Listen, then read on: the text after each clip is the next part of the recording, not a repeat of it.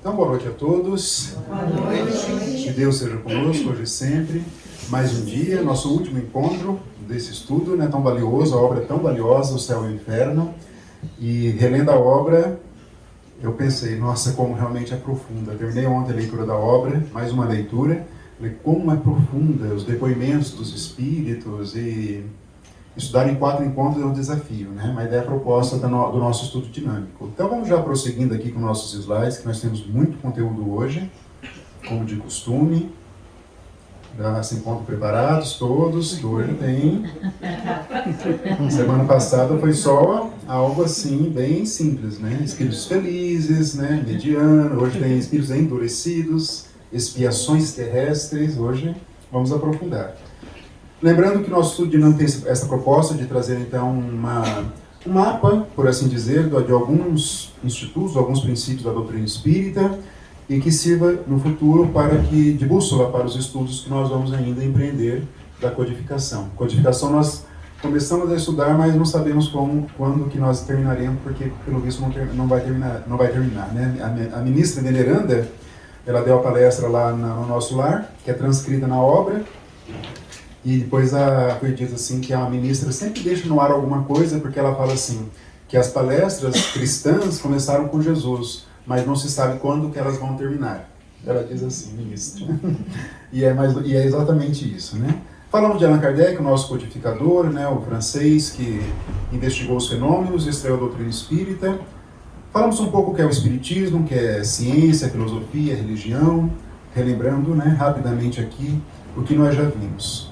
A codificação em 5 livros, Kardec escreveu outros livros também, mas costumeiramente são esses 5 que se costuma dizer codificação. E codificação é um nome que veio depois da obra, né? Claro que Kardec, quando escreveu, não falou, vou escrever a codificação. Até o nome codificação é muito, como posso falar, tem uma carga assim de algo imodificável, mas não é essa a mensagem de Kardec. Ele lançou a sua obra, seus livros básicos, e para que nós continuássemos, seja estudando e até complementando com a ajuda dos espíritos e praticando também.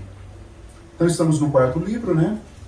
Começou em 1857, o Livro dos Espíritos, o Livro dos Médiuns, na sequência, o Evangelho segundo o Espiritismo, em 64, no ano seguinte, o Céu e o Inferno, e finalmente, em 68, a Gênese, os Milagres e as Predições segundo o Espiritismo. Vimos então, tivemos já 3 encontros, né, nessa divisão, prefácio, primeira parte, alguns capítulos, seguimos até na segunda parte, e agora finalmente capítulos 5 ao 8º da segunda parte, ainda quanto às descrições, aos depoimentos dos espíritos. Kardec ele ouviu vários espíritos, ou então essas psicografias chegavam até ele por meio de outros médiuns, outros mecanismos, e ele achava interessante, fazia estudos e transcrevia na obra. É isso que ele fazia. Então, resumindo rapidamente o que nós já abordamos, o prefácio da obra, Kardec coloca esse título da obra, né, O Céu e o Inferno, ou a Justiça Divina segundo o Espiritismo. Ele faz uma espécie ali de trocadilho, por assim dizer, o céu e o inferno no sentido cristão tradicional, mas no sentido espírita significa céu e inferno, a justiça divina segundo o Espiritismo. Ele faz algumas digressões filosóficas, o porvir e o nada. Sempre ele vai combatendo as teses materialistas, desde o Livro dos Espíritos, ele combate os materialistas, os que não acreditam em nada, ele sempre faz um enfoque nessas questões. O temor da morte, tem aquela parte, porque o espírita não tem medo da morte, é justamente nessa parte. Aí tem o céu, tem o inferno, que Kardec ele vai analisar esses 2 conceitos a partir do quê? Das construções íntimas nossas, e não como regiões no chamado plano espiritual. Mas são essas construções íntimas nossas, sejam ou inclinadas para o bem ou inclinadas para o mal, que vão nos conduzir às chamadas regiões no plano espiritual. Todos conseguem compreender isso? Mas quando ele trabalha céu e inferno, não é umbral, não é treva, não é onde ficam as colônias, não é isso. É o estado íntimo de cada espírito, é isso que ele fala. Tá? Isso é importante que tenhamos essa leitura da obra. E o purgatório, que ele realmente concorda que é um lugar que nós pagamos, mas ele fala que a própria Terra é um purgatório nesse momento atual dela. Ele diz isso, a Terra é um purgatório. Nós estamos pagando aqui, né, as violações às leis divinas, estamos aprendendo.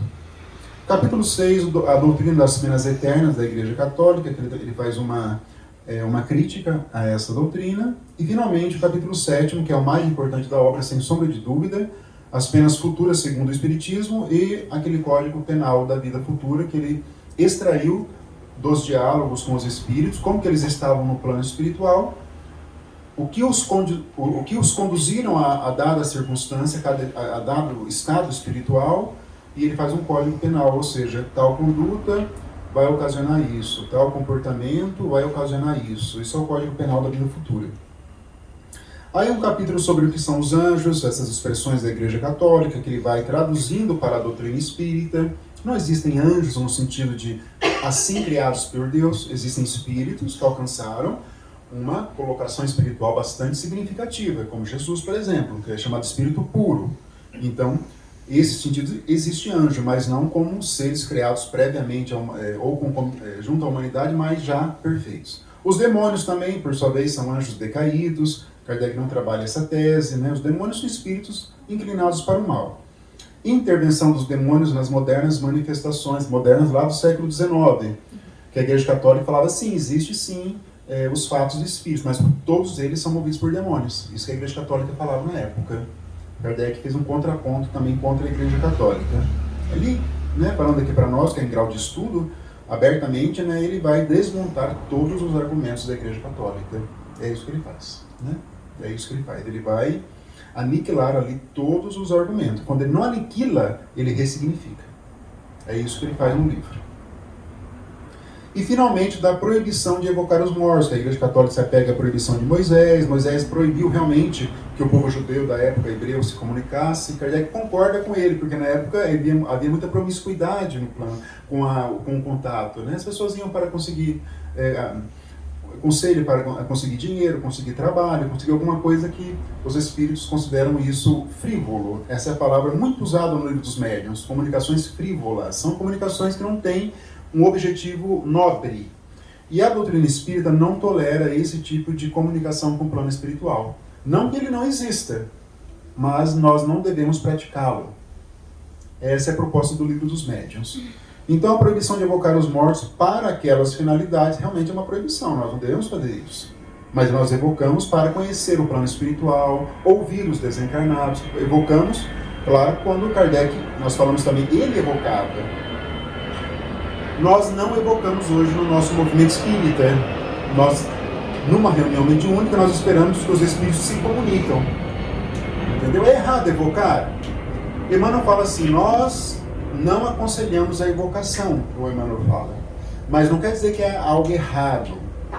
Se nós tivermos um aparato realmente dedicados, um grupo mediúnico sólido ali, inclinado realmente para obter boas comunicações, talvez a evocação seja algo importante, mas hoje em dia nós não praticamos mais. Isso que é importante que saibamos. Praticamos evocações indiretas, como por exemplo, alguém chega numa reunião mediúnica e pede, coloca o nome de uma pessoa desencarnada lá para que ela seja auxiliada, tal. Isso talvez seja uma espécie de evocação. Pensar numa pessoa é uma espécie de evocação. Aí começamos a segunda parte, que é onde Kardec vai ali dialogar com os espíritos. Ele retira toda a teoria dele, da primeira parte, ele retira justamente dos comentários, das comunicações com os espíritos. Kardec não faz nada da cabeça dele. É tudo baseado na escuta. Eu acho que não existiram duas pessoas que ouviram mais espíritos encarnados e desencarnados que Kardec e Freud, né? Dizem que Freud ouviu milhares de pacientes para desenvolver a psicanálise dele. Ele ouvia, que ele era médico neurologista, lá no final, segunda metade do século XIX, e aquelas experiências que se faziam, né, em relação às histéricas freudianas, né? As mulheres que tinham problemas, enfim, complexos, né? Homem não, só mulher na época dele, né? Só, né? No espiritismo só o homem que tem. Para Freud só a mulher que tem, né? Não. Daí ele até teve aquela paciente, que eu esqueci o nome dela, que falou assim, lá numa clínica, Dr. Freud, o senhor pode me ouvir? dizem que ocorreu um fato assim, que ele nunca nem se importou, ele era médico, neurologista, preocupado com o cérebro, não com problemas psicológicos, nada disso. E aí uma paciente falou para ele, doutor, o senhor pode me ouvir, doutor Freud? Aí ele ouviu, aí que o mundo se abriu da psicanálise, foi assim. E ele teria ouvido assim milhares e milhares de pacientes. E Kardec fala que ouviu milhares de espíritos, ele fala, Kardec. Milhares. E ele diz, né, foi difícil selecionar os textos aqui de quantos que ele já ouviu desde o início que ele começou, lá em 1854, 1855. E dali que os dois, né, Kardec extraiu o espiritismo e Freud extraiu a psicanálise, que até hoje influencia, até hoje aí movimenta a nossa compreensão de nós mesmos. Aí começamos lá com os espíritos felizes, nós vimos que algumas características. É bom assim nós foquemos no seguinte, o que aconteceu quando eles estavam encarnados que os conduziram a um estado de felicidade. É isso que nós temos que ter esse olhar. E assim também nos espíritos seguintes. Então foram resignados, sofreram demais, mas nunca reclamaram, sempre ali inclinados para o bem, sempre dedicados. Reparem tudo isso, né? Essa conduta, esse comportamento encarnado que lhes deram esse rótulo de espíritos felizes. Então isso é importante que nós foquemos. Espíritos em condições medianas, geralmente aqueles que não fizeram nada de bom, mas também nada de mal, mais uma sensação de tempo perdido do que qualquer outra coisa. Tem muitos espíritos, Nobre André Luiz também, inclusive ele, que vão dizer dessa perda de tempo enquanto aqui se encontra. Muitos dizem isso. Então a vida é um movimento. A lei do trabalho, que é tratada na primeira parte, na primeira lei da terceira parte do livro dos Espíritos, ela indica isso, é um movimento da nossa alma para a construção do nosso progresso. Isso é lei do trabalho, é movimentar as nossas energias. Vamos ver lá espíritos nas obras, nos romances históricos do Emmanuel, todos eles movimentando as energias intensamente, nunca parando na ociosidade, porque isso pode levar a uma condição mesmo de sensação de tempo perdido. Os espíritos sofredores, aqueles que violaram, sim, a lei divina, aí se encontram no plano espiritual no estado de sofrimento, também no estado de incompreensão, muitas vezes. Então, isso nós vimos no nosso último encontro. Então, nós vamos iniciar agora o nosso quarto e último encontro, né? O que nós vamos ver, então, hoje? Ainda exemplos da segunda parte da obra, suicidas, né? E eu trouxe, como não poderia deixar de trazer, a obra monumental, né, que foi escrita pela médium Ivone do Amaral Pereira, que é Memórias de um Suicida. Olhando os depoimentos ali, são bem parecidos, só que aqui há um mergulho mesmo no inconsciente do espírito, que é o Camilo Castelo Branco, que escreve a obra por meio dela. Não é bem uma obra psicografada, ela é uma obra, ela tinha uma mediunidade onde ela era conduzida ao plano espiritual, deu uma espécie de desdobramento, e lá ela tinha contato com o espírito, ela voltava ao corpo dela, digamos assim, e aí ela lembrava e ela escrevia a obra. Mas no momento que ela voltava ao corpo, a Dona Ivone, ela tinha auxílio de um outro espírito, que não era o Camilo Castelo Branco, era o Leon Denis. Então, três espíritos que escreveram a obra. O Leon Denis, desencarnado, que era aquele grande teórico da doutrina espírita, daí a Dona Ivone, a médium, e o Camilo como o suicida, que é o escritor português Camilo Castelo Branco.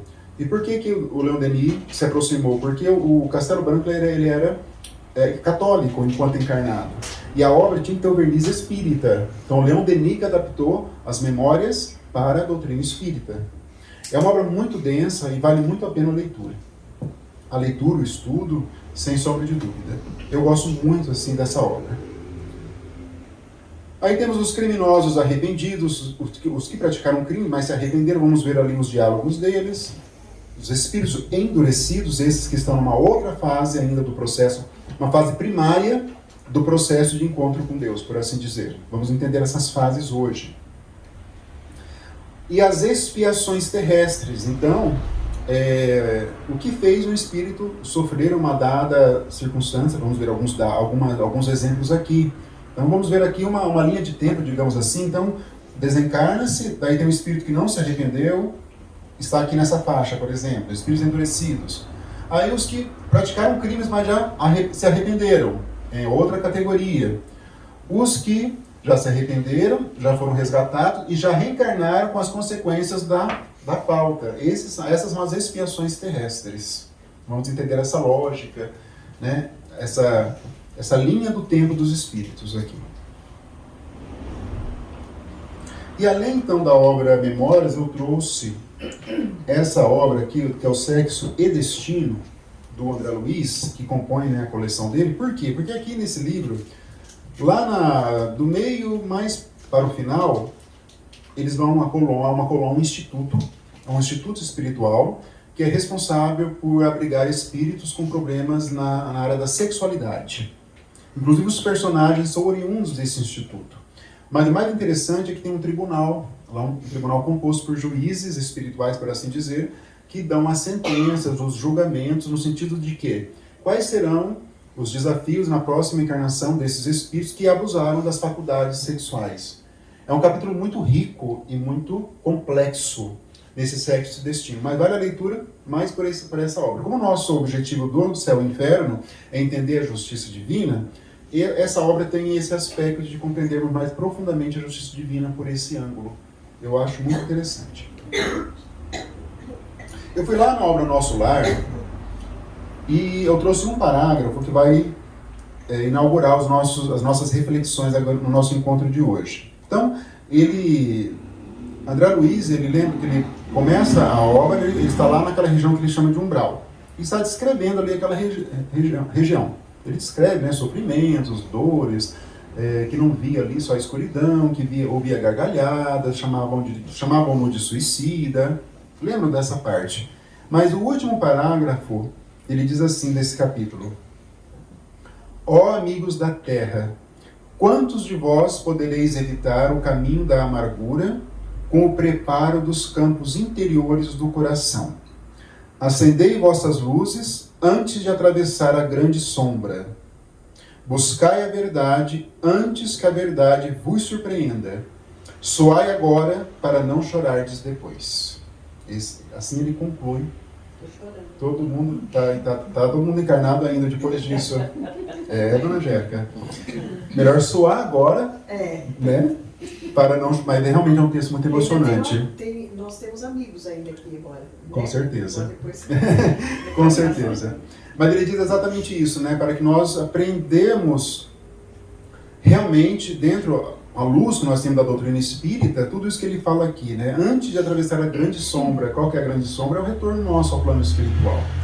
Né? Buscar a verdade, que é o que nós estamos fazendo no estudo, como hoje, por exemplo, né? Nós estamos buscando a verdade pela doutrina espírita, antes que ela nos surpreenda. Quantos espíritos aqui vamos ver hoje, já vimos alguns, vamos ver hoje mais, se surpreenderam com essa realidade espiritual, mas não estavam gabaritados para compreender esse lugar onde eles se encontravam.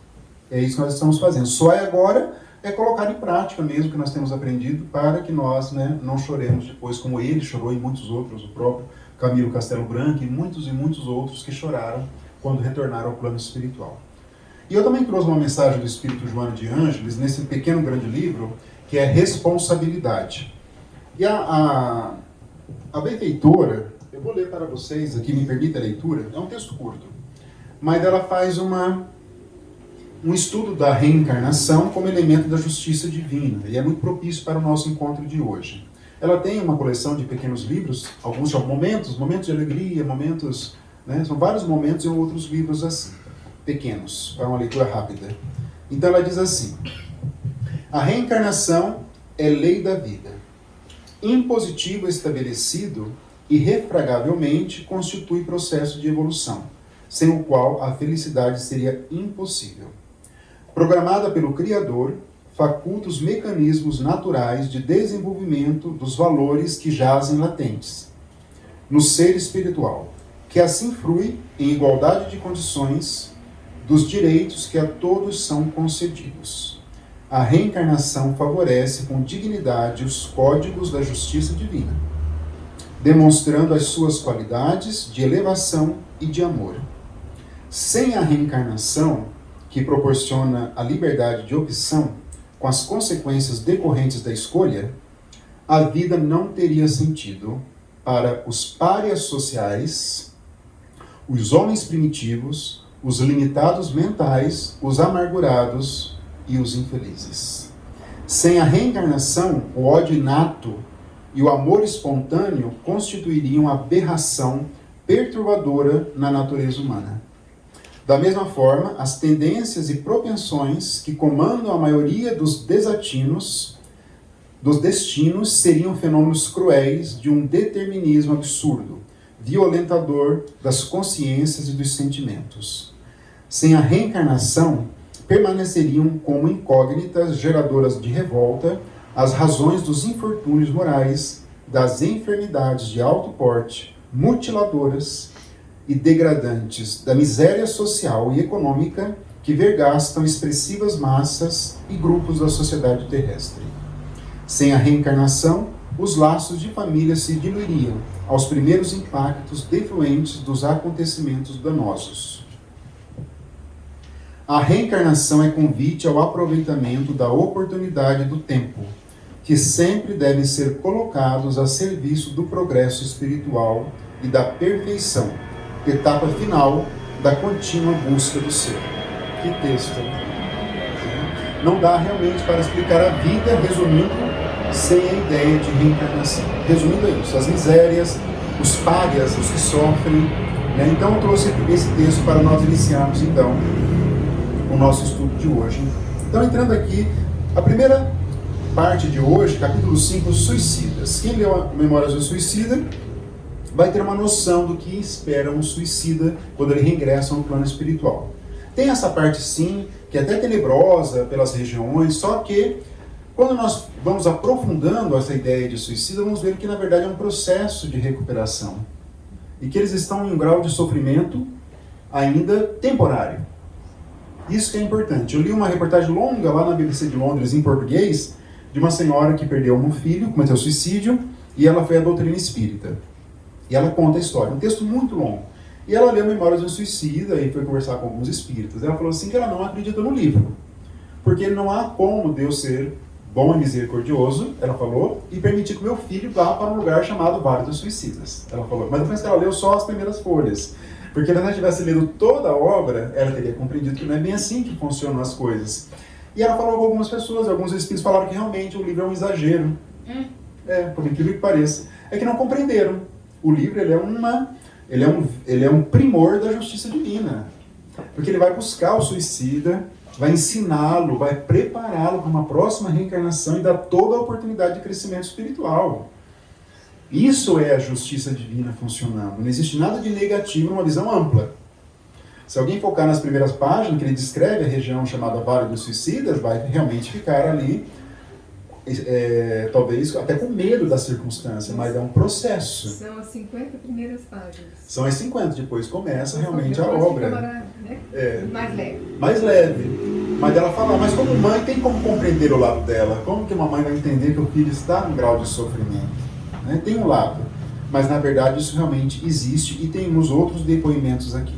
Não é só Memórias do Suicida, não. Existem outros aqui. Então vamos para o nosso 32º espírito. Chama O Suicida da Samaritana. Em 7 de 4 de 1858. 50 anos. Esse homem ele foi para um hotel. Se hospedou numa hospedaria, uma espécie de hotel. Ele pediu um banho naquela época, claro, né? Banho era o mais raro. E ainda é, para os europeus, mas tudo bem. Era o mais raro lá na Europa. E ele pediu um banho, prepararam o banho na banheira e aí ele se degolou, né? Ele cortou aqui, né? E o sangue lavou a banheira e o funcionário do hotel viu aquela cena. Esse é o suicida da Samaritana.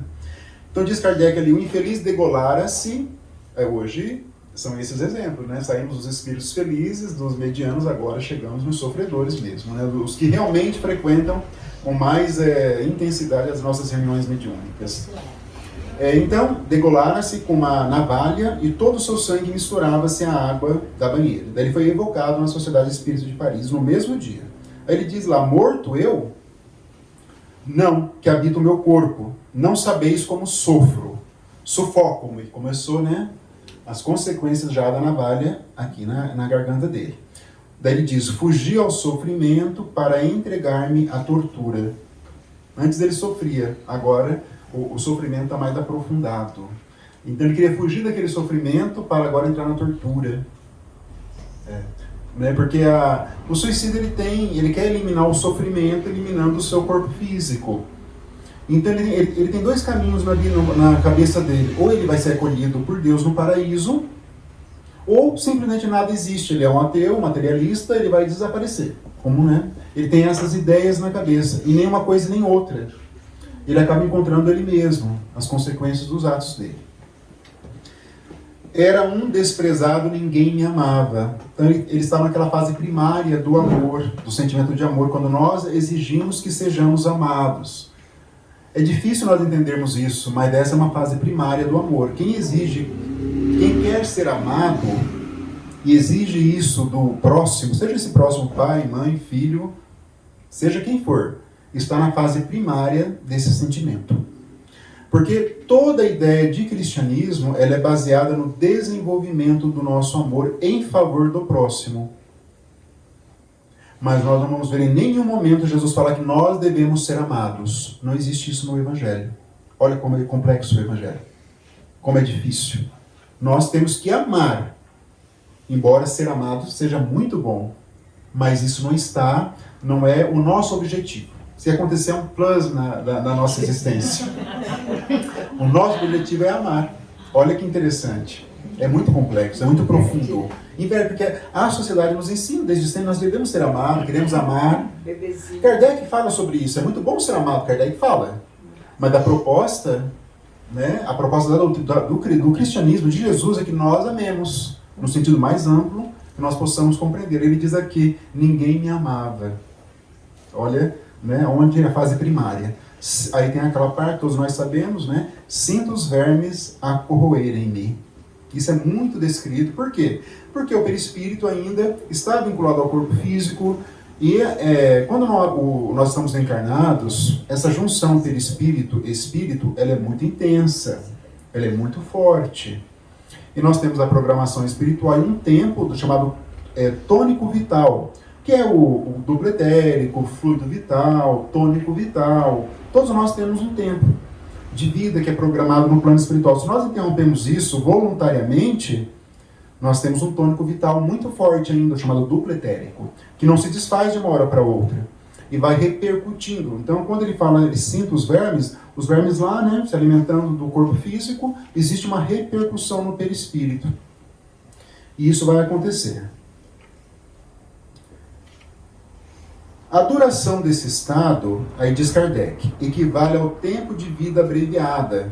É uma regra. Então, se a pessoa tem um plano espiritual, uma programação de viver 70 anos e retira a vida com 30, geralmente ela fica mais 40, porque vai dar os 70 anos vinculada. Geralmente é esse tempo. Geralmente.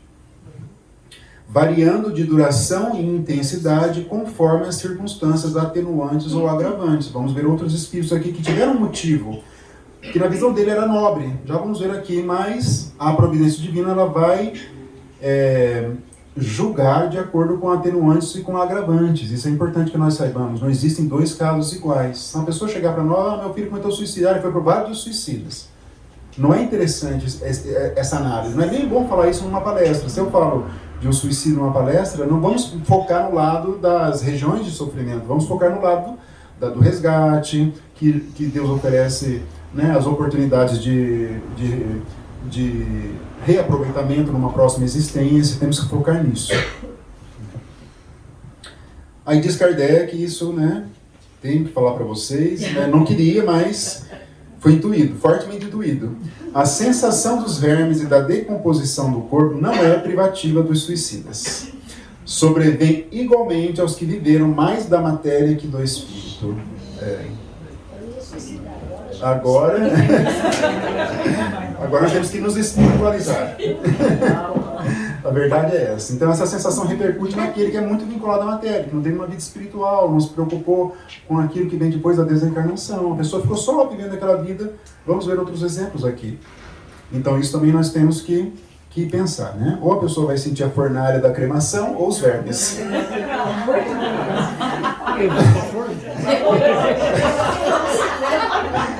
Qual que vocês preferem? Calorzinho. Com calor? Se no verão, ninguém suporta o verão de Londrina. Como vai suportar lá? A gente já é feliz já, Marcelo, já não sente mais. Isso, exato. Eu só estou falando mesmo para nós compreendermos, mas isso... Eu vou chegar lá e vou falar, o Marcelo falou que a gente tá feliz. É verdade. O Marcelo, aquele que está lá no umbral, hein? Não acredito. Ele é da família do André Luiz. Não acredito. Então, em tese, não há falta isenta de penalidades, né? Não há nenhuma violação da lei, e esse princípio é repetido ao longo da obra. Toda violação da lei divina vai gerar uma penalidade voltada ao nosso aprendizado. Mas também não há regra absoluta e uniforme nos meios de punição. Deus não é matemático, porque cada ser humano tem suas construções, seus valores, as suas dificuldades, cada um tem o seu mundo, as suas construções emocionais. Vamos ver um exemplo bem interessante aqui de uma nobreza na intenção do homem que cometeu um suicídio, que é esse aqui. Eu acho bem nobre e é uma atenuante, né? O pai e o conscrito. O conscrito é o que foi convocado ao serviço militar. 33º espírito. Suicidou-se para isentar o filho do serviço militar, pois seria filho único de mulher viúva. Então havia uma lei que dizia assim, se havia uma guerra lá, né, na Itália aqui no caso, se a mulher fosse viúva e tivesse um filho único, o filho não seria convocado para a guerra. O que o pai pensou? Vou cometer suicídio para que ele cuide da mãe e não seja chamado para a guerra. Existe uma nobreza e cometeu suicídio. Aí ele diz assim, sofro muito, mas, daí Kardec diz, não consegue escrever a palavra Deus, ainda. Não consegue. Colocou assim, mas, né, reticência é justo, não falou a palavra Deus. Contudo, ele me perdoará. Ele tem já uma nobreza, reparem, diferente do outro que está em total desconhecimento. Aqui ele já tem uma certa nobreza no sentido de conhecimento da sua realidade. Fui completamente inspirado pelo amor paterno. Isso é uma atenuante verdadeira. O outro queria ser amado. Ele fez em favor do filho e da esposa. É bem diferente. Essa é uma atenuante. A minha pena será abreviada. Aí Kardec faz um esclarecimento, ele diz, aí ele consegue escrever depois. Deus é muito bom. Então, abrindo parênteses, também prestem atenção quando vocês forem ler a obra, nos esclarecimentos que Kardec faz com os espíritos. Nós não temos tempo de ver isso no nosso estudo, mas são muito profundos, como ele dialoga com os espíritos. É algo bastante interessante. Então, esse pai aqui tem, né, uma justificativa bem interessante, uma atenuante bem interessante. Aí diz Kardec, o suicídio mais severamente punido é o resultante do desespero que visa a redenção das misérias terrenas, que são ao mesmo tempo expiações e provações. Então a pessoa recebeu uma cota de misérias, no sentido de misérias é sofrimentos, é tudo que nos conduz à ideia de aflição. Não é necessariamente a parte de pobreza material, não é isso, né? Miséria é tudo que traz sofrimento, aflição. Então nós temos uma cota, porque isso decorre do nosso comportamento anterior. Mas o suicida não suporta geralmente isso. Ele quer uma fuga daquilo que ele realmente, vamos dizer, conquistou para ele. Então, que são ao mesmo tempo expiações. Ele não tolera as suas expiações e provações. E aquela regra espiritual de que realmente não há fardo maior, né, do que as nossas forças, realmente não há. Então, se a pessoa ela foge, é porque existe um processo mesmo de fraqueza espiritual, de fuga, mas não há realmente, Deus jamais consegue, agora usando a palavra fardo para a linguagem espírita, Deus não consegue expiações e provações para aquele que, né, não tem a capacidade de suportar. Então todas as nossas dores, nossas aflições, nós somos preparados para isso. O suicida quer fugir disso, ele vai se complicando. O suicídio também consiste, isso também eu não queria colocar aqui, mas foi incluído.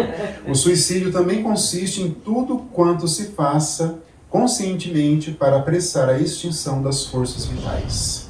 Esse é o chamado suicídio indireto, de que o André Luiz foi vítima, que ele não entendia, até o espírito receber lá o médico, Henrique de Luna, e falar, pena que você tenha vindo por suicídio. Mas como, né?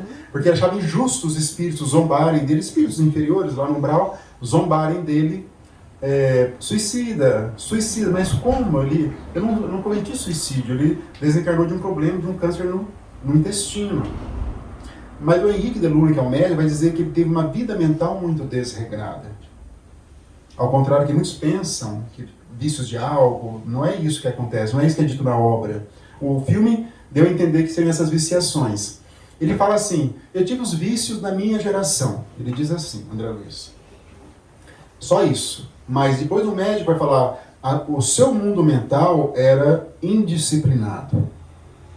E isso gerou, consequentemente, uma morte prematura. Ele desencarnou com 57 anos. Por causa desse mundo mental desregrado dele. E por isso que ele foi recebido como um suicida indireto, ao contrário do suicida direto, que é o caso do Castelo Branco, que ele realmente, com um disparo de arma de fogo, né, tira a vida dele. Ele realmente queria tirar a vida dele. Então é um suicídio indireto. E também tem que esperar o tempo certo da energia vital acabar. Isso não é uma regra como seria no caso do suicida ali, vamos dizer, entendeu? Mas também vai ser observada essa regra, assim, com certa frequência, por assim dizer. Mas essa regra é mais aplicada para o suicida direto mesmo, né? Direto. E são muitos suicidas, né? Indiretos, né? De maneira mais, assim, presente, mais premente. Eu assisti ao filme da Amy Winehouse, algum tempo atrás, e lá fala, o filme recente dela deste ano, e eu assistindo ao filme, lembro que ela, né, muito problema com álcool, com drogas, nossa, uma inteligência, mas ainda muitos problemas.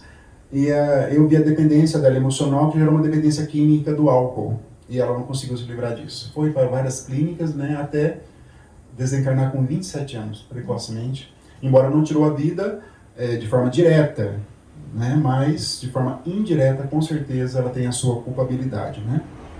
Ao contrário de outros, enfim, né, dessa complexidade, que é a vida humana. Esse 34º, François Simon Louvet, uma comunicação espontânea, não houve evocação aqui. Ele diz, caio, morro, acudam-me, Deus, eu tive uma existência tão miserável, sofri fome muitas vezes na velhice, e foi por isso que me habituei a beber, a ter vergonha e desgosto de tudo. Vou despedaçar-me de encontro a essas pedras. Orai por mim. Ele se jogou, está lembrando desse momento. O que é muito comum nos suicidas também. Eles ficam lembrando a todo momento a circunstância em que eles cometeram suicídio. Eles ficam lembrando. Eles projetam isso fluidicamente. Kardec vai trabalhar no livro da Gênesis, um capítulo, a fotografia do pensamento. Nada mais é do que nós projetamos, nós estamos no plano espiritual, nós projetamos, isso pode se materializar temporariamente. E eles ficam assim, a todo momento revivendo isso. E é a circunstância desse espírito aqui. Aí diz lá Kardec, teve na terra a prova da miséria, vencido pelo desgosto, faltou-lhe a coragem. Ele tinha 67 anos, salvo engano a idade do Castelo Branco, quando ele cometeu suicídio, com a cegueira. Ele ficou cego e ele não tolerou a prova da cegueira e cometeu suicídio, em torno de 67 anos. Então, já indo para, né, a maturidade da vida, não suportou então a prova, acabou cometendo esse suicídio, se jogando então das pedras. E esse caso, Kardec vai olhar nos jornais, ele vê depois uma notícia mesmo de uma pessoa que se jogou no lugar, e aí que ele identifica como sendo esse próprio espírito. Marcelo, no livro Semeador de Estrelas, da Sueli Caldas Schubert, Uhum. tem uma passagem do Divaldo, né, do suicida do trem, não sei se você lembra dessa passagem, que o Divaldo, durante 14 anos, fez preces por ele, que aí ele vem e se comunica com o Divaldo e fala das sensações constantes que Sim, eu lembro. Esse livro, realmente, a dona Sueli Caldas Schubert escreveu baseado nas experiências do Divaldo. Sim, eu lembro dessa história. E é só o Divaldo que orava por ele. O Divaldo viu no jornal que cometeu suicídio, orava. 14 anos orou por ele, aí ele apareceu e contou para o Divaldo. Contou. Né, ele sentia essas sensações de se jogar. No Memórias fala que a pior maneira, no sentido de vai impactar muito o perispírito, é aquele que se jogam no trem. Porque imagina o corpo físico. Imagina. Eu não consigo. Eu imagino depois desses homens bombas que vão no lugar, numa praça pública e explodem. Eu não tenho nem conhecimento para apreciar esses espíritos no plano espiritual, porque eles acreditam que estão fazendo bem, matam a si próprios e outras pessoas, geralmente é assim, né? Geralmente é assim. E como que vai chegar ao plano espiritual? E os que se jogam aí embaixo de um trem também tem aí uma circunstância bastante dolorosa, bastante dolorosa. Vamos ver um exemplo hoje, mas não assim, mas semelhante. Esse caso, né, 35º, mãe e filho. Uma mãe enforcou-se em seguida à morte do filho de 21 anos, gravemente enfermo. O enterro da suicida foi juntamente feito com o do filho. Então o rapaz ele acabou desencarnando por uma doença grave, 21 anos. No mesmo momento ela saiu onde ele se encontrava no quarto, foi e cometeu, se enforcou. No mesmo momento. Imagina um marido e pai ao mesmo tempo, né? Aí foi feita a evocação do filho. Ele diz assim: minha mãe não pôde suportar a prova dessa separação momentânea, que deve ser a prova mais dolorosa para uma mãe.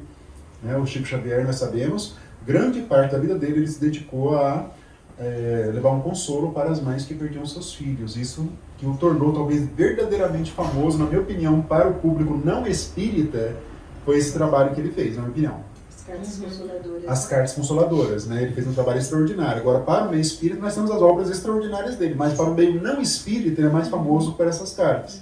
Porque a dor de uma mãe, né, posso imaginar, teoricamente, que deve ser a dor mais realmente intensa que uma mãe pode ter, né, de um filho. E ela comete suicídio. E ela não suportou, então, essa provação dela. E tomou para se unir ao filho o caminho que dele mais deveria afastá-la.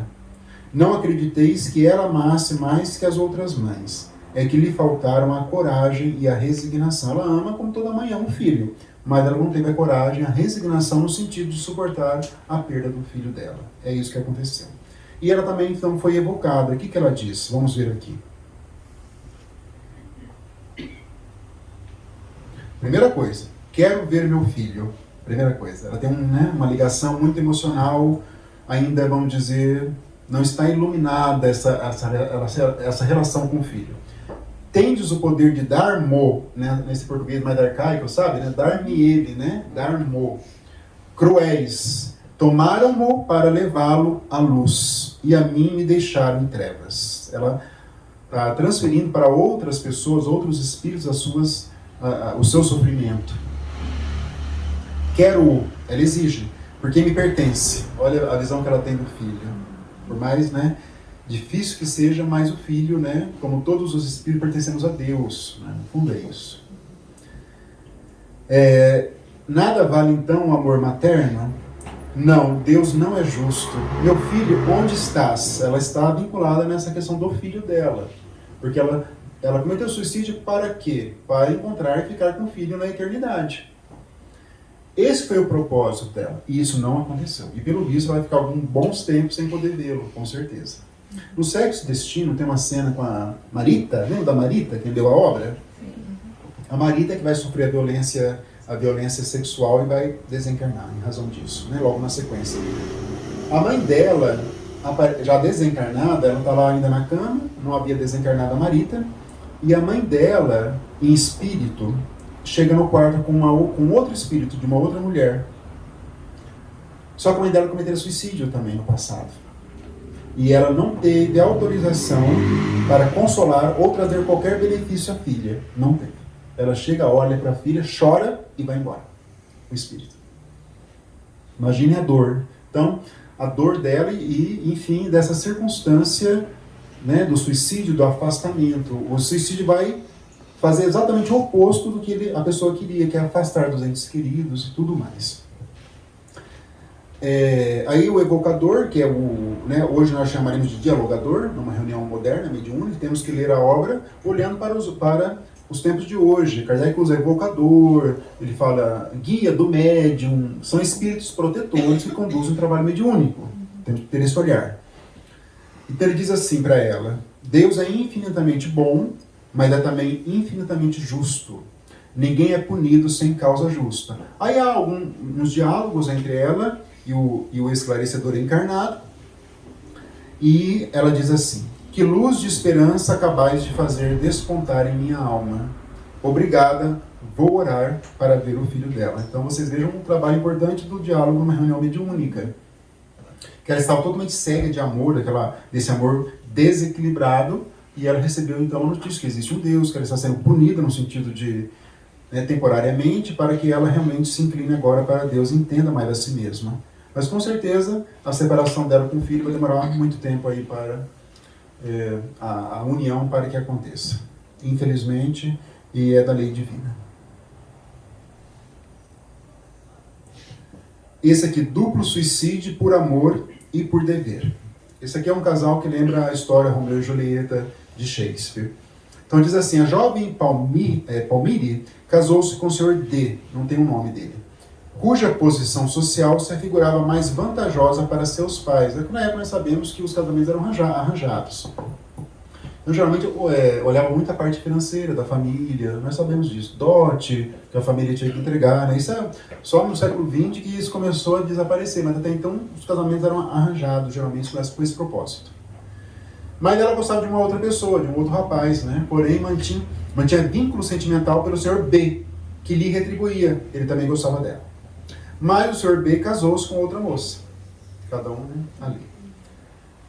Passados 4 anos, Palmyre e o Sr. B, ante a impossibilidade de união conjugal, o que eles fizeram? Cometeram um suicídio simultâneo.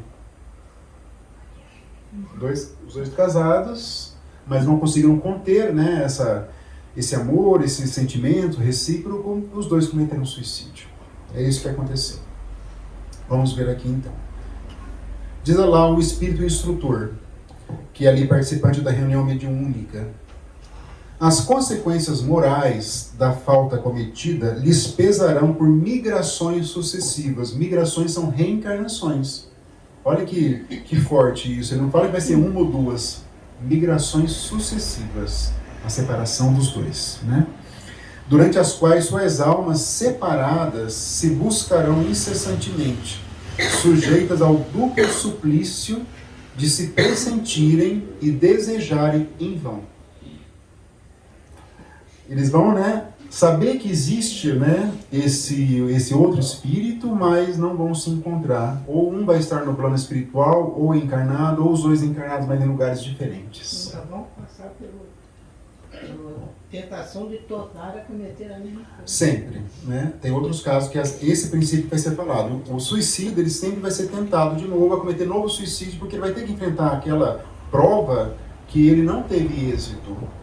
E ele pode de novo incorrer. Vamos ter um caso aqui também. Então tem muitos casos. Tem um personagem de André Luiz também secundário, não vou lembrar a obra agora porque já faz algum tempo que eu li. E ela gostava de um médico, de um rapaz, os dois muito jovens ali. Eles estavam terminando a faculdade de medicina e ele se formou em medicina e ela já tinha uma classe social inferior a dele, por assim dizer. No sentido, né, do comum do que é classe social, não no sentido espírita. E ele já começou a se relacionar com uma outra moça e a deixou, imediatamente depois da medicina. E ela ficou numa situação muito difícil, muito difícil. Ela ficou realmente assim, desamparada, depressiva, e ela teve um encontro daí com um espírito. E ele veio e disse para ela mais ou menos assim, que naquela encarnação ela não conheceria a alegria de uma união conjugal, em razão do passado espiritual dela. Mas os dois tinham uma ligação, ele espírito e ela, uma ligação muito grande de outras encarnações, e que eles iam se unir dali a algum tempo. Disse em sonho para ela. É um diálogo muito bonito. Não diz que, se foi um caso de suicídio, não foi explicado isso, mas os dois tinham, mas eles estavam no plano espiritual e ela no plano, e não estava o casamento previsto na relação dela, na vida dela atual. Isso é muito descrito. Então, são circunstâncias, né, do plano espiritual.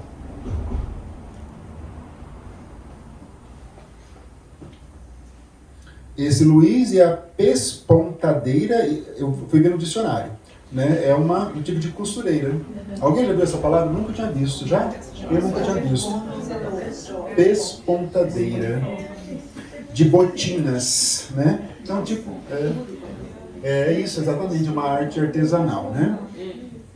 Então, aqui é um casal também, os dois encarnados estavam noivos, né? Então, após uma discussão entre os noivos Luiz G. e Victorine R., esta recusou-se à reconciliação, Aí o Luiz, né, enterraram uma faca, ele foi na região do coração e o ferro ficara ali cravado na ferida.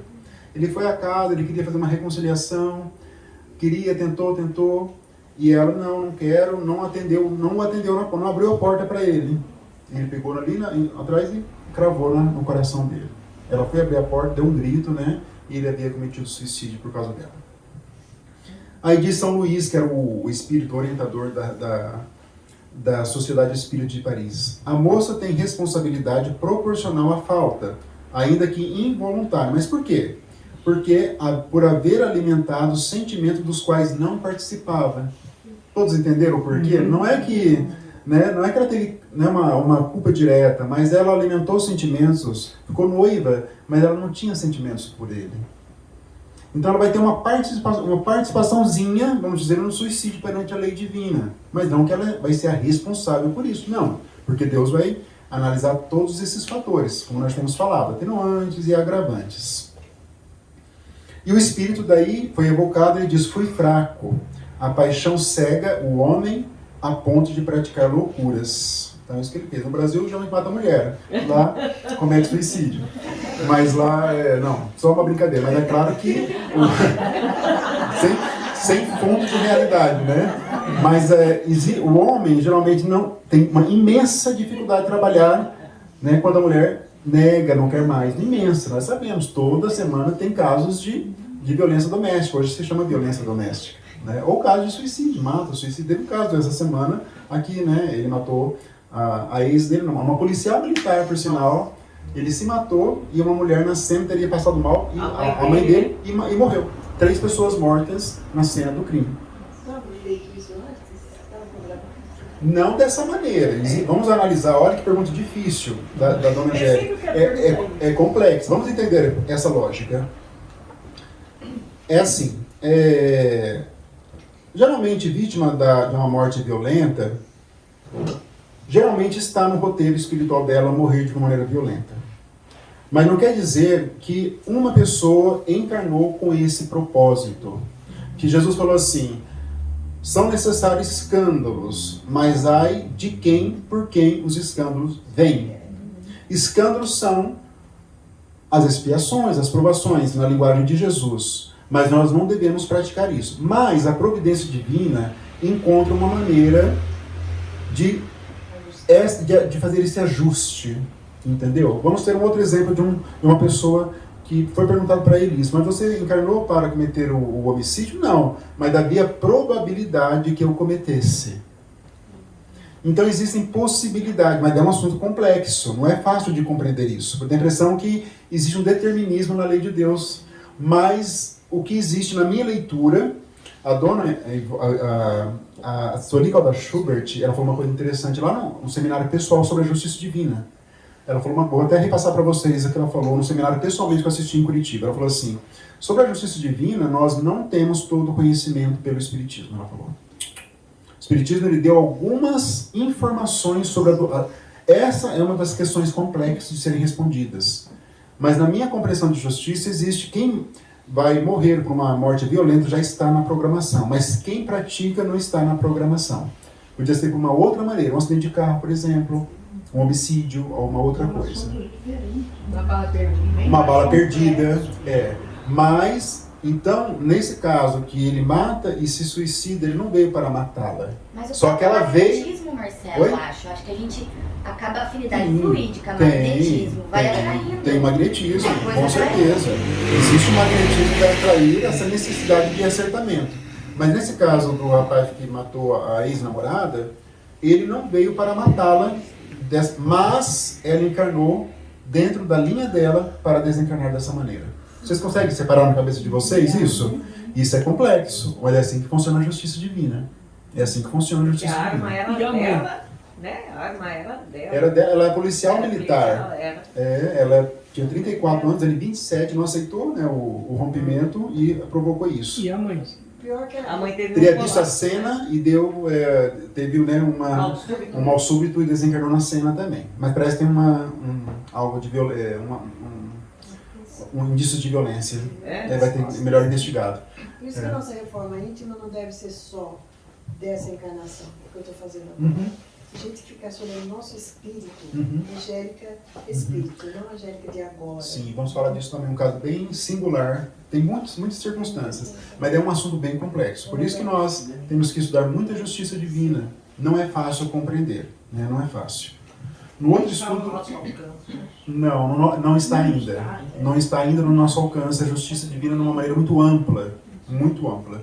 Mas o Espiritismo dá algumas informações mais completas a respeito. Essa questão de compreender os dois lados, de mortes violentas, de quem vai praticar, né? Mas Jesus foi bem preciso, né? São necessários escândalos, né? Ou seja, expiações, sofrimento. Mas ai de quem, por quem os escândalos venham. Olha como Jesus foi, como sempre, né? Preciso em uma frase. Entendeu? Jesus foi muito preciso. São necessários porque são espíritos endividados. Mas não sejamos o instrumento da providência divina, da justiça divina. Nós não podemos ser.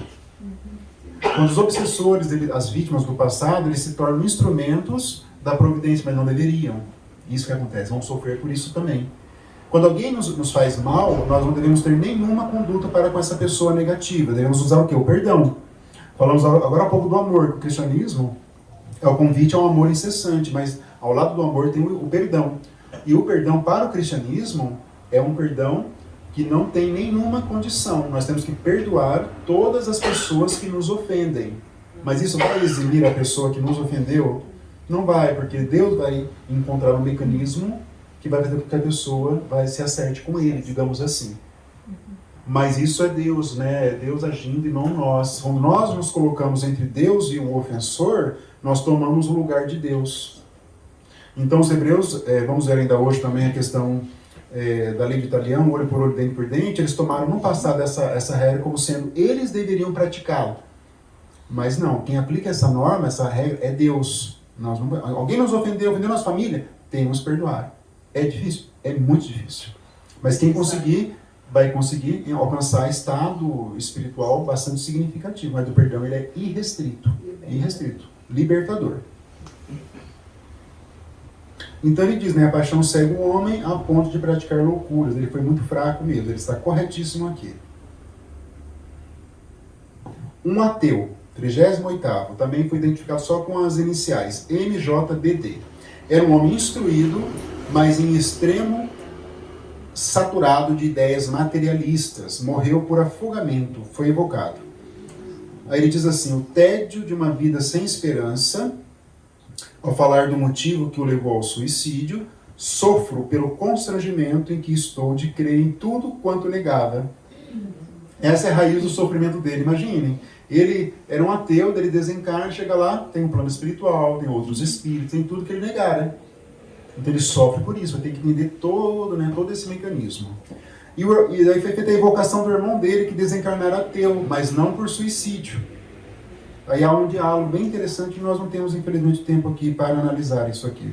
Cada um dos diálogos daria, talvez, 2 horas, se fosse feita uma análise. Por isso que ainda são bons os estudos de ler todos os parágrafos, porque também para ver essas minúcias. Aí comentários de Kardec sobre as condições de comunicação de um espírito. Isso é importante também que nós saibamos. Então Kardec fazia as evocações, só que tem alguns requisitos. Então as evocações, vamos abrir um parênteses aqui, não se fazem assim de momento. Os espíritos nem sempre correspondem ao nosso apelo. É preciso que queiram, e não só isso, mas que também possam fazê-lo. Pode ser que eles queiram, mas não têm condições, porque eles se encontram ainda se restabelecendo, por exemplo, no plano espiritual. É preciso ainda que encontrem um médium que lhes convenha. Vimos isso lá no livro dos médiuns. Os médiuns, nem todos vão dar a chamada passividade para todos os espíritos. Tem que ter ali uma conexão fluídica, que é difícil também. Com as aptidões especiais necessárias e que esse médium esteja disponível em dado momento. É preciso, enfim, que o meio lhe seja simpático, onde o meio são as pessoas ali que compõem a reunião mediúnica. Lembrando sempre que Kardec tinha um hábito bem interessante. Antes de evocar um espírito, ele consultava os espíritos instrutores se ele podia evocar tal espírito. Eles falavam, não pode, já está aqui do lado. Mas por quê? Eles sabiam, acompanhavam o dia a dia de Kardec. Kardec era um estudioso, ele imaginava, ele lia o jornal de manhã, vou evocar isso. Já havia espíritos ao lado de Kardec sabendo que ele ia evocar. e já preparavam a ida desse espírito, iam pegá-lo literalmente para levá-lo para a reunião mediúnica. André Luiz, a obra dele é bem vasta de espíritos que são lá, pegos e levados para a reunião mediúnica, mas existe todo um preparo da equipe espiritual.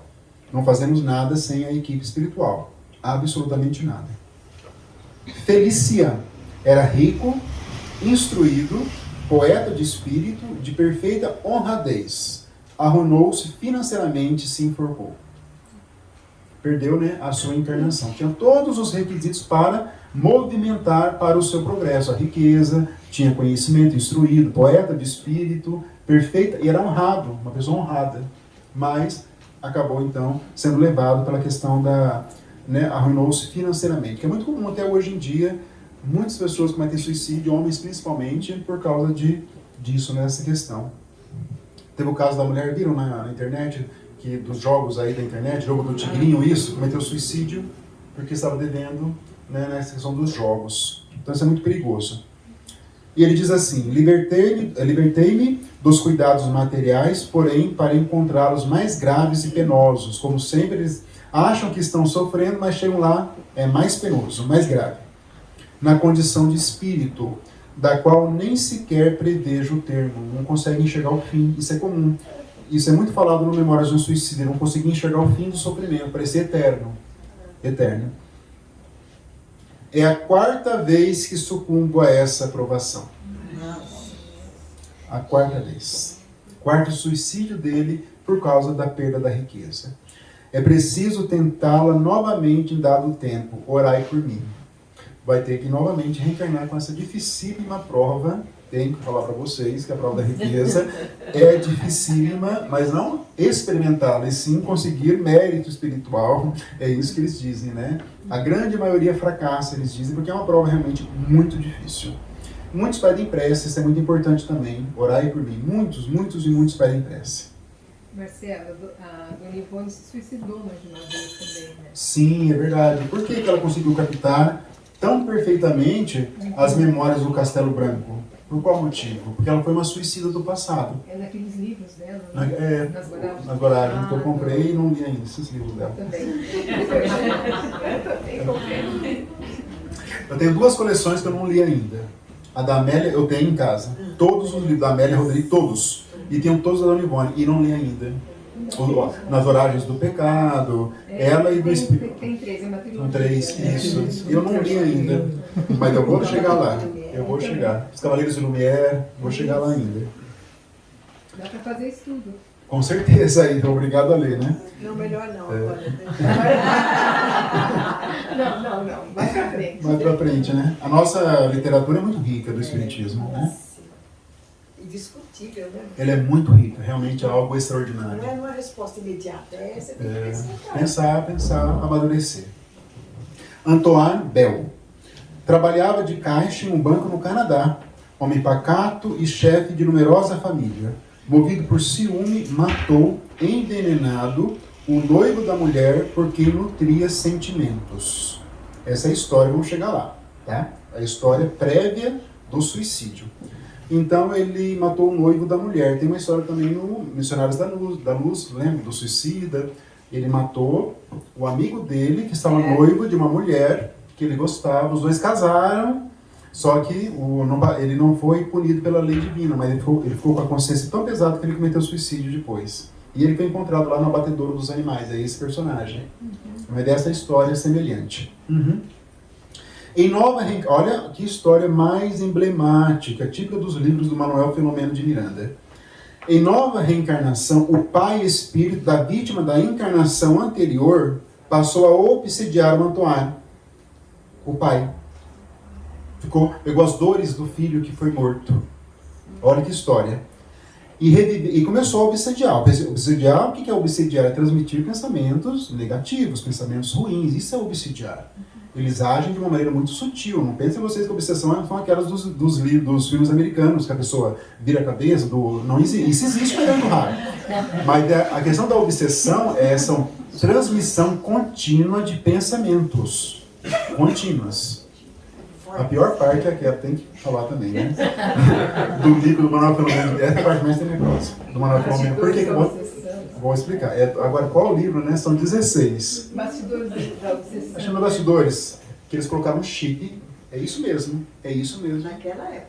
No perispírito do encarnado, os obsessores.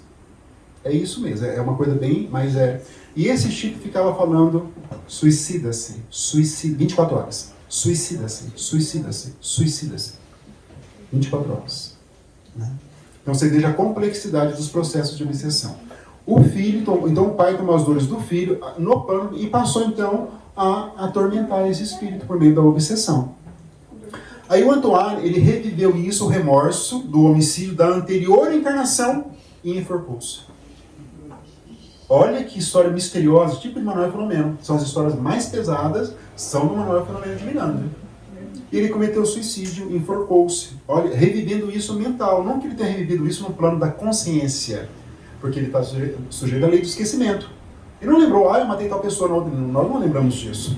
Mas houve ali uma repercussão e ele foi conduzido a isso. Então nós muitas vezes, né, como quando vemos um caso de suicídio, nós não sabemos a complexidade por trás desses casos.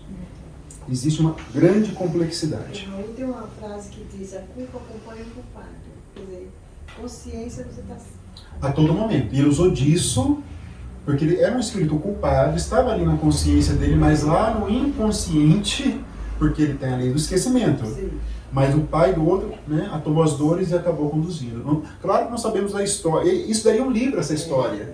Não sabemos as vinculações, porque não é dito na obra, mas esse pai deve ter algum vínculo com esse espírito. Nessa hora é bom não acreditar na reencarnação. Nessa hora é mais fácil.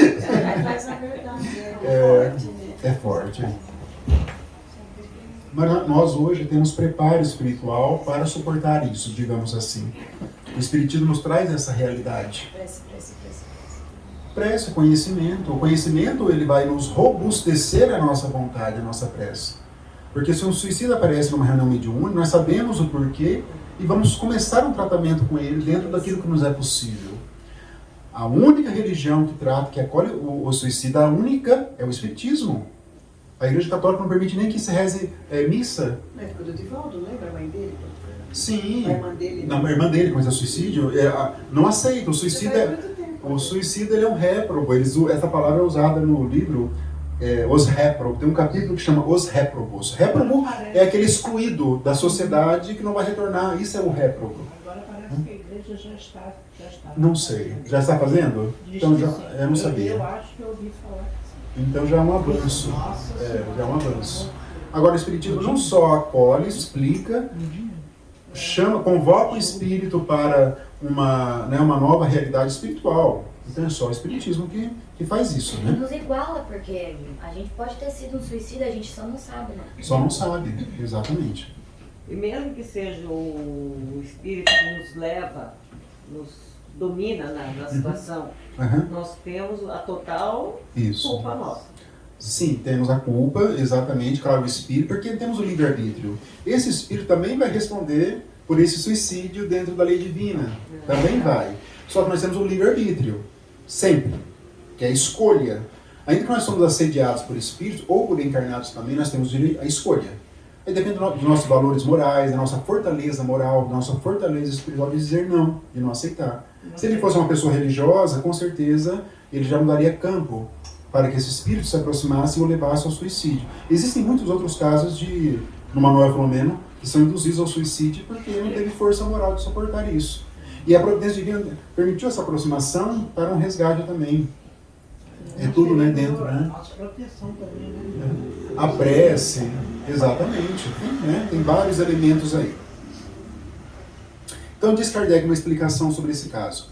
Vemos ainda por aí que todas as existências são solidárias entre si e que a justiça e bondade divina se ostentam na faculdade ao homem conferida de progredir gradualmente, sem jamais privá-lo do resgate das faltas. Que o culpado é punido pela própria falta, sendo essa punição, em vez de uma vingança de Deus, um meio empregado para fazê-lo progredir. Esse é o conceito de punição da igreja, que que Kardec reformula da igreja para o espiritismo. A punição é um meio empregado para nos fazer progredir. É isso que acontece. Então Deus vai nos impelindo. Se nós escolhêssemos corretamente o caminho do bem, pelo nosso livre-arbítrio, nós não precisaríamos passar pelas chamadas expiações. Porque o caminho do bem ele é reto. Então nós não precisaríamos teríamos provações, mas não expiações. Essa é uma das grandes diferenças. E nós iríamos progredir. Tem uma frase de Jesus que é dita lá no livro, salvo engano, no Brasil, Coração do Mundo, Pátria do Evangelho. Salvo engano, é lá que tem alguns... Jesus, ele reproduz isso, o Espírito, né? Ele diz assim, é uma frase bem simples, bom, Jesus, né, sempre Espírito puro, quanto mais o Espírito é destacado espiritualmente, mais ele tem as frases mais sucintas que dizem muito. Essa é a frase. A evolução deve ser feita pelo bem. Jesus. Pode ser feita por outros caminhos, mas deve ser feita pelo bem. Esse é o caminho da evolução. É o caminho mais fácil. É a porta estreita. Né? É a porta estreita. Marcela, a gente está achando interessante Sim. o privá-lo. Uhum. A palavra é, tipo assim, não tirar a oportunidade do resgate. Exatamente, bem observado. Jamais privá-lo, porque senão ele ficaria eternamente no sofrimento. Estaria na ideia, né, do inferno católico perene, que é eterno. A pessoa vai para o inferno e de lá não sai mais. Isso realmente não pode acontecer. Agora vamos para uma outra categoria, que são os criminosos arrependidos. Como o nome já fala, foram os criminosos perante a lei de Deus, mas se arrependeram. Estão num processo de arrependimento. O arrependimento é a fase inicial do começo do que virá uma expiação futura. Então vamos vê-los aqui.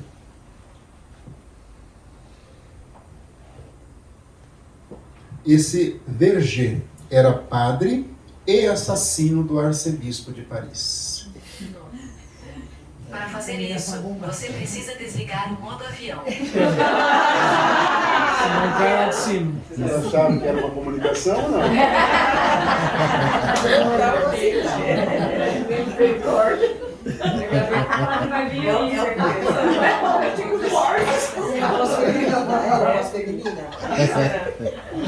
Não, sem comentar. Eu pensei que é o Google, gente. É o Google. Imagina que escape de novo. Apareceu aqui na mensagem, arcebispo de Paris, apareceu aqui. Arcebispo de Paris. Mas tá no modo avião, então não tá na internet, né? Mas resumo aqui, né? Então ele foi condenado à morte. Na época existia a pena de morte, né? Foi decapitado, foi com a guilhotina, guilhotinado, né? Lá em Paris. E ele foi evocado no mesmo dia da execução. Kardec, já falamos, ele é corajoso, ele é destemido. Ele vai lá no velório da pessoa, evoca, e começa a conversar naturalmente como se fosse...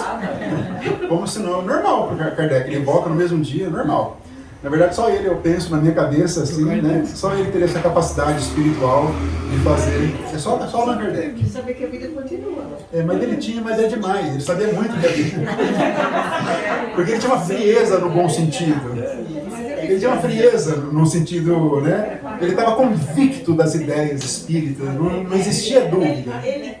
Ele era Kardec.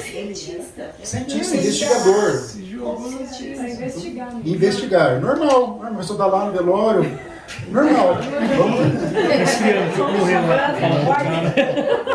Vamos fazer na SESC isso. Vou lá na SESC. Lá na JK fazer isso. Por isso que tem aquele livro, leia Kardec. Porque nós não estamos lendo. Leia muito, e muito. E muito, né? E muito. Aí ele diz assim, esse padre, mas arrependido, agora são espíritos arrependidos, né? Já tomaram conta do que fizeram. Ainda estou preso ao corpo, não me atrevo a orar. Aí 3 dias depois foi novamente evocado. Lamento o que fiz e isso faz-me sofrer. Aí vem o arrependimento. Deixei-me dominar pela inveja e pelo orgulho. Não foi dado o motivo exato porque ele matou o arcebispo. Tá? O arcebispo vítima foi evocado e disse que perdoava e ora para que o assassino se arrependesse. Já houve um grande acertamento. Né? Agora já começa uma outra fase da vida dos dois aqui. Aí diz Kardec, o homem que mata sabe que ao escolher nova existência, nela se tornará assassino? Aí diz assim o espírito, não, ele sabe que escolhendo uma vida de luta, tem probabilidades de matar um semelhante, ignorando, porém, se o fará, pois está quase sempre em luta consigo mesmo. Essa resposta é sucinta e resolve esses problemas. Ninguém encara para matar um outro ser humano.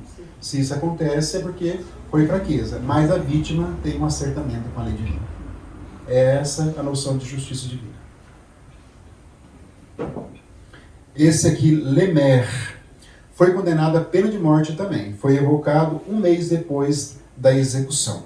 Ele diz vergonha, remorso, uma grande dor moral, sofrimento intolerável. Lamento os meus crimes, sendo eu um espírito inferior, a tendência para o mal estava na minha própria natureza. Ele já admite isso. Acreditando-me forte, escolhi uma rude prova e acabei por ceder às tentações do mal. Ver-me-ia sob a minha forma corpórea, olha isso, a cabeça separada do tronco. Fazei votos para que... não, tem um erro aqui, né? Eu acho que alguma coisa para... como?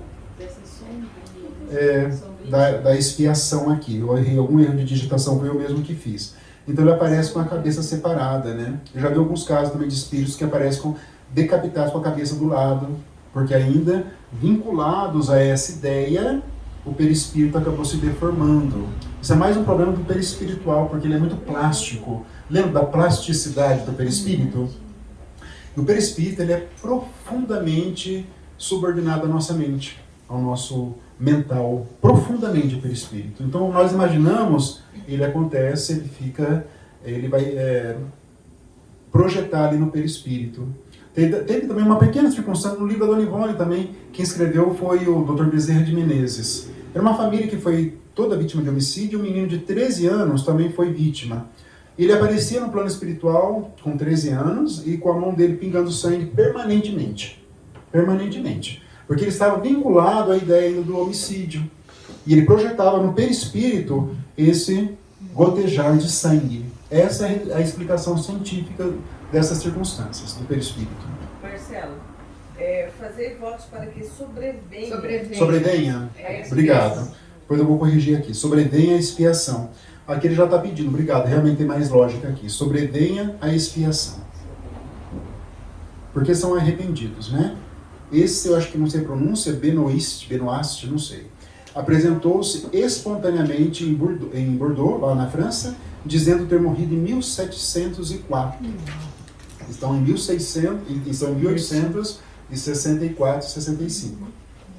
Era um frade sem fé, influente, abusei do meu poderio, vicioso, corrompi aqueles que tinha por missão salvar, cruel, persegui os que me pareciam querer verberar os meus excessos.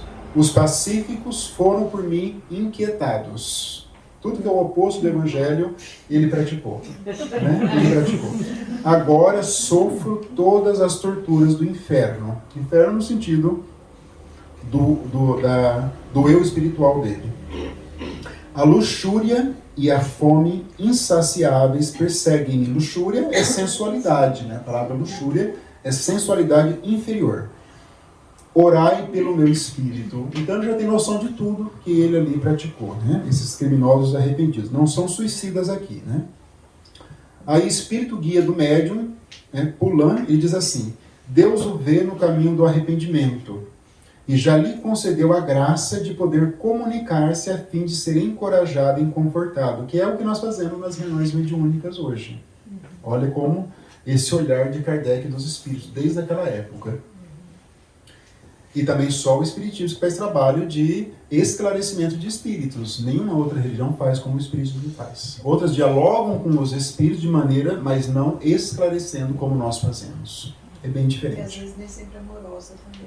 Não, são outros objetivos, né? A doutrina espírita dialoga com os espíritos com duplo objetivo: nosso conhecimento e prestarmos um auxílio que, em último grau, é para nós. Esse é o objetivo de uma reunião, como era de Kardec, desde aquela época. Colocamos esse espírito entre os criminosos, diz Kardec, posto que não atingido pela justiça humana. Aquele anterior, esse frade, não foi atingido pela justiça humana, só pela justiça de Deus. Porque o crime se contém nos atos, que não no castigo infligido pelos homens. Ainda que haja um criminoso perante a lei dos homens, ainda que seja julgado por um juiz, mas ainda se não houver um adequamento com a lei divina, ele ainda vai ter que passar pela lei divina. É isso que Kardec quis dizer aqui. Deus está vendo. Como? Deus está vendo. Tudo, Deus está vendo, sempre, sempre. Então é isso que Kardec quer dizer. Não é porque a pessoa foi penalizada pela lei humana que vai, né, eximi-la da lei divina se esse contato com a lei humana não foi o suficiente para reparar a lei divina. Tem tudo isso, né? Embora a lei divina se use também dos poderes humanos para impor a sua justiça.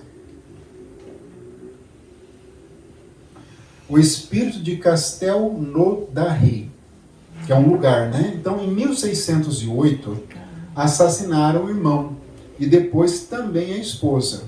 Ele faleceu, assassinou o irmão dele e a esposa dele.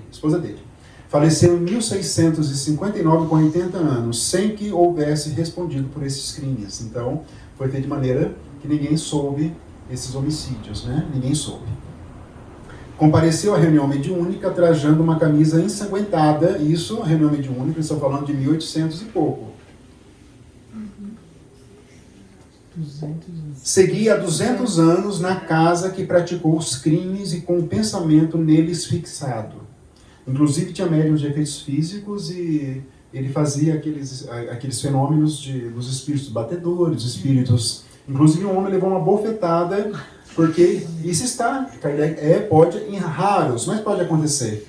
E desse espírito que estava habitando a casa onde ele praticara os crimes lá. Quem assistiu o filme Os Outros?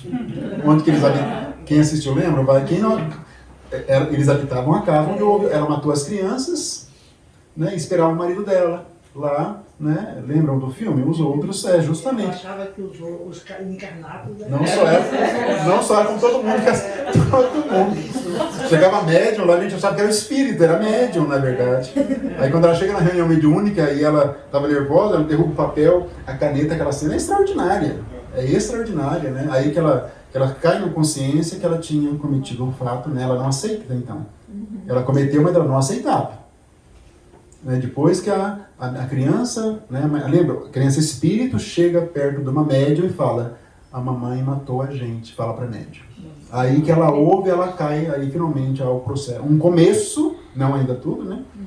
De um processo de consciência, mas o espiritismo na Inglaterra, os fenômenos da Inglaterra não foram visualizados sob a ótica da doutrina espírita. Fenômenos sempre existiram, nós sabemos, mas Kardec deu um olhar especial para eles, como nós estamos vendo aqui. E no final termina, quem assistiu agora me perdoe. Eu acho aquela cena tão bem feita, eu assisti esses dias de novo. Ela olhando, né, eles indo embora, os encarnados, ela lá da janela, olhando para eles embaixo, assim. Aquela cena é muito enigmática, ela lá dentro. E os criados que chegam, né, lá, então, enterrados por sua vez, não, né, tem costume na Inglaterra enterrar lá no quintal da propriedade rural, né, bem grande a propriedade, né. Aí São Luís informa que esse espírito, antes da sua encarnação, tiveram uma existência, antes lá de 1600, entre tribos das mais ferozes e selvagens.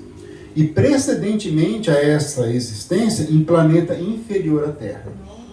Coisa de Allan Kardec também. Só vamos ver esses detalhes de maneira convincente por Allan Kardec. Tem umas pessoas na internet, no YouTube, que falam umas coisas, mas não tem credibilidade. Em Allan Kardec vamos ver isso. Então Kardec diz isso porque o Espírito de São Luís, para justificar essa violência dele contra o irmão e contra a esposa também.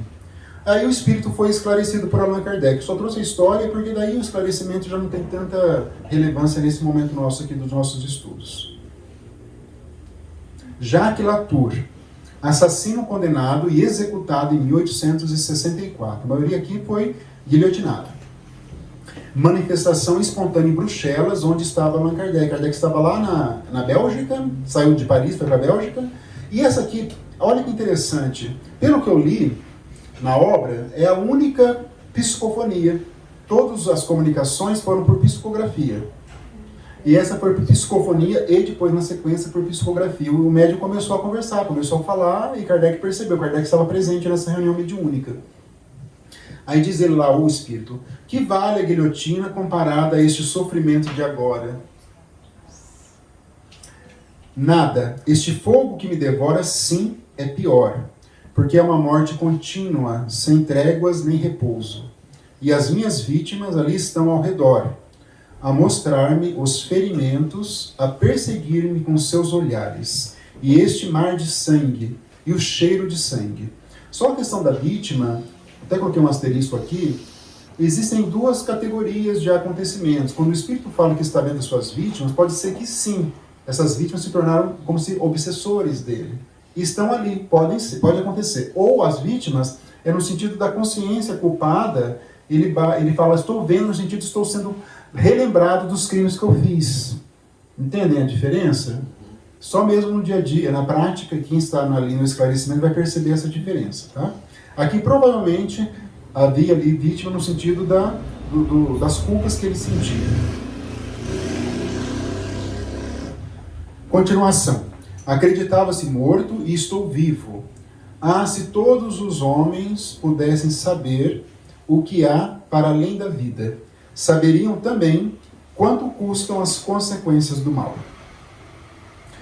É uma advertência para nós aqui encarnados. Imploro, orai por mim. Grato às vossas preces, depois de um tempo, aproveitei a estada em Bruxelas, do presidente da Sociedade de Paris, que foi Allan Kardec, e comuniquei-me com a aquiescência de espíritos superiores. Olha que interessante. Kardec se deslocou para Bruxelas, fez uma reunião mediúnica com os médios lá, na Bélgica, e a equipe, claro, espiritual acompanhou Kardec. E a equipe espiritual que acompanha Kardec que providenciou o comparecimento desse espírito, para que ele fosse esclarecido pelo próprio codificador da doutrina espírita. É até uma glória poder ser esclarecido pelo codificador. Quantos espíritos tiveram essa honra, não é? Com certeza esses espíritos estão hoje na linha de frente aí de importantes tarefas da doutrina, talvez, ou de outras religiões, mas com certeza. Sou um espírito arrependido e sincero é meu arrependimento.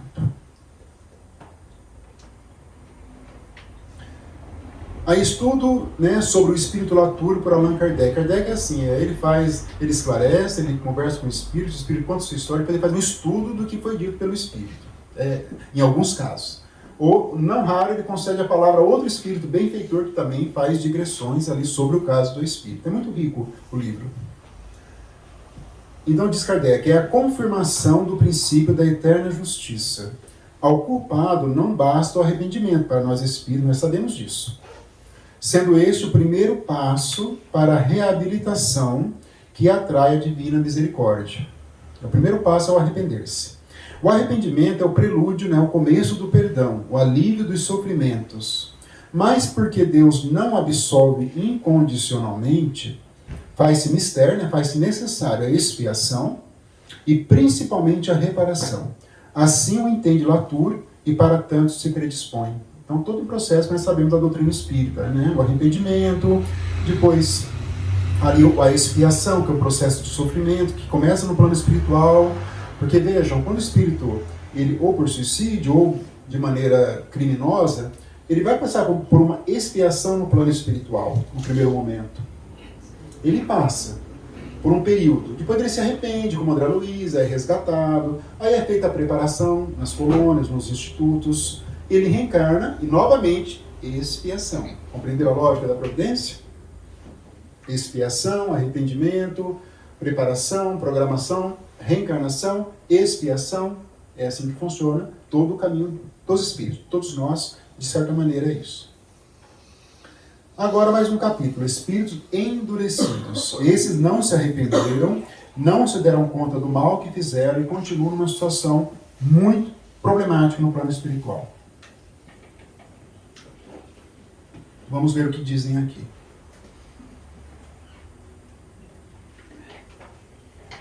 Esse aqui, Lapomeré, eu acho que essa é a pronúncia. Comunicação espontânea de um espírito reconhecido como sendo de um grande criminoso, recentemente atingido pela justiça humana. Esse foi, então, alcançado pela lei. Ele é espíritos endurecidos. Nós não estamos agora na seara do arrependimento. Então eles comparecem e vamos ver o que eles vão falar. Ele diz assim, que dizeis da perturbação? Para que essas palavras ocas? Sois sonhadores e utopistas. Ignorais redondamente o assunto do qual vos ocupais. Falando para Kardec, né? Não, senhores, a perturbação não existe, a não ser nos vossos cérebros.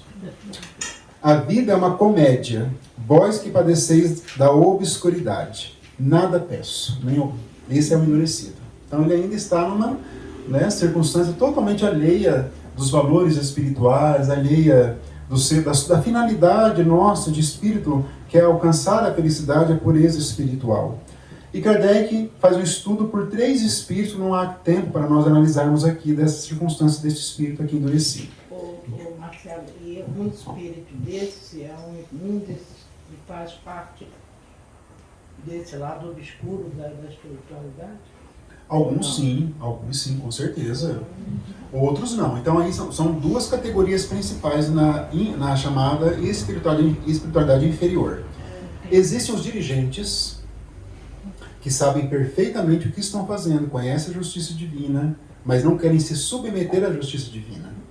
E existem os que são manipulados por eles. Eles muitas vezes são ignorantes das coisas, são apenas espíritos mais ignorantes do que maus propriamente ditos. Mas existem os dirigentes das trevas. Endurecidos. Os 2 são endurecidos, mas cada um numa categoria.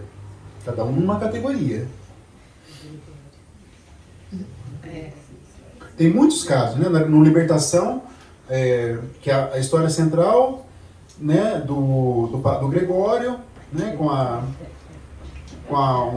uma mulher com quem ele tinha um vínculo sentimental, embora não explique isso na obra. Mas aí ele contrata, entre aspas, um espírito que não foi uma pessoa ruim, esse espírito no plano espiritual, que foi uma espécie de sargento, vamos dizer assim, na linguagem deles lá. Só que esse espírito, já hoje desencarnado, tinha um filho. E esse filho foi injustamente condenado por um juiz. A filha do juiz é ela, que eu esqueci o nome, alguém lembra? A Margarida. Olha a história. Então, existe um obsessor que vai assediar a Margarida, que é filha do juiz, que prejudicou o filho dele. Só que ele está amando do Gregório, que é o grande chefão, que é o Papa Gregório IX. É esse o personagem. Ele é o chefe. O chefe não, né? Uma espécie, porque ele serve a outros ainda superiores a ele. Então existe, ele sabia muito bem o que estava fazendo, o Gregório. Mas desse espírito não sabia, ele era ignorante, ele queria punir o juiz porque o filho dele foi maltratado. Mas ele não era uma pessoa ruim, não foi uma pessoa ruim, mas não tinha qualidades espirituais, não tinha valores espirituais para compreender isso. Então temos que categorizar esses espíritos. Por isso que requer muito estudo, né? A obra espírita requer muito estudo, são muitas sutilezas. Esse espírito aqui, Angeli, tem esse subtítulo, Nulidade sobre a Terra. Comunicação espontânea, foi esposa e mãe. Aí tem as perguntas e a resposta dela. Arrependei-vos. Imagina vocês numa reunião mediúnica, esclarecendo um espírito, vocês falam. Arrependei-vos das vossas faltas? Não, o espírito. Acaso não sois feliz? Não. Sofreis? Não. Que vos falta, pois? A paz. Daí ela diz assim, meu marido entediava-me, bem como os meus filhos. Aproveitei a existência... Se fosse só o marido, tinha uma certa justiça.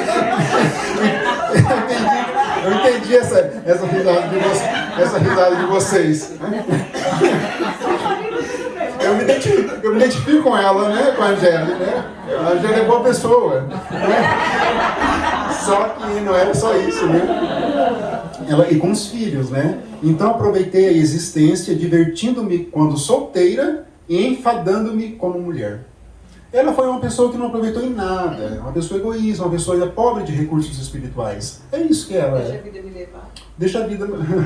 Levou. Não se arrependeu de nada, continua numa situação assim. Né? O Zeca Pagodinho que não nos ouça agora. Que não nos ouça, né? Mas é o típico espírito realmente que não aproveitou em absolutamente nada. E continua não se aproveitando, não está arrependido. Estamos aqui nos espíritos endurecidos. Um espírito aborrecido. Comunicação espontânea, não foi evocado. Aí ele diz assim, estou farto de vagar sem objetivos, há 180 anos. Por eu não ter sabido utilizar o longo tempo de encarnação, as consequências vieram refletir-se neste mundo. Só coloquei um parágrafozinho aí. Aí o guia do médium. espírito, né? Então imagine vocês que o espírito sofredor se comunica pelo médium, Kardec está dirigindo, aí esse espírito se afasta do médium, vem um espírito, né, guia do médium, um espírito ali da equipe espiritual e passa a se comunicar. É essa lógica da reunião mediúnica aqui. Este é um ocioso no mundo espiritual, assim como foi no planeta.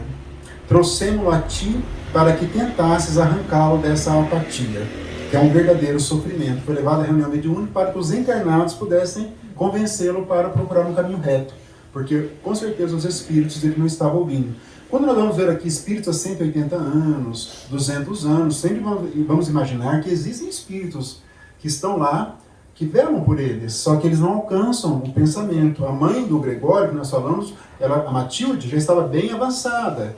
E ela estava há 1000 anos trabalhando em favor do filho, mas ele não a ouvia em nenhum sentido. 1000 anos ela trabalhava. E havia outros espíritos, ainda na outra obra do André Luiz, que fala que estavam trabalhando há 2200 anos pelos espíritos.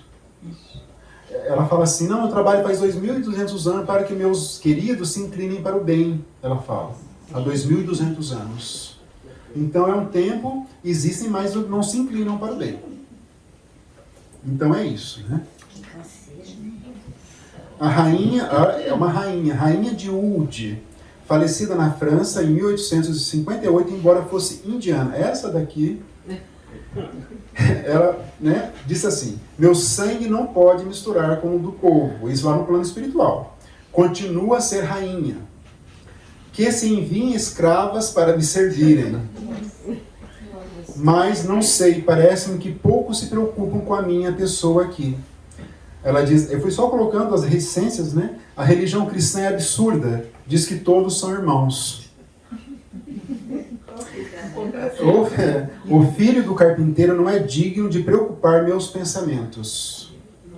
É muito comum os espíritos que são revoltados chamarem Jesus de carpinteiro de maneira ofensiva. É muito comum isso, carpinteiro. Não deve existir ninguém mais poderoso do que eu. E vai por aí afora, nesse discurso. Ela corrige Kardec é educadíssimo, né? Devia ser muito educado, como francês, muito educado. O senhor está falando com respeito comigo. Eu sou uma rainha, fala para Kardec. Mas ele fala, mas eu só estou dialogando, né? Ela ainda corrige o Kardec. Espírito endurecido. Né? Essa, coitada, né? Vai demorar algum tempo. Esse espírito, com esse nome, até Kardec falou que é um nome diferente, né? Shumen, né? Manifestação espontânea. Sofro todos os tormentos do inferno. Não te incomodes com o que não é da tua conta. E isso pode acontecer e ocorre nas reuniões mediúnicas. Ocorre. Né? Principia orando por mim como praticas com os outros e depois veremos. Se quiser faz uma prece, mas se vai acontecer alguma coisa não depende de mim. É problema de Kardec. Endurecido também. Não tem a história dele aqui. Aí o espírito guia do médium. Entre os espíritos endurecidos não há só perversos e maus. Grande é o número dos que, sem fazer o mal, estacionam por orgulho, indiferença ou apatia. São inferiores, no sentido da inferioridade mesmo. Em regra, tais espíritos são menos passíveis de imediata regeneração dos que os positivamente maus. Olha essa explicação. Visto como estes, ao menos, dispõem de energia. Os maus têm energia, praticam o mal. E essa energia pode ser convertida para o bem. Isso é.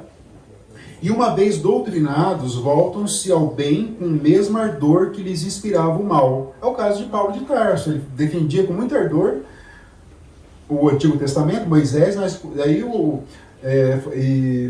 Gisel falou para ele, né? Mas quando você conhecer Jesus, com certeza você vai defendê-lo com o mesmo entusiasmo. E aconteceu exatamente isso, a energia mudou.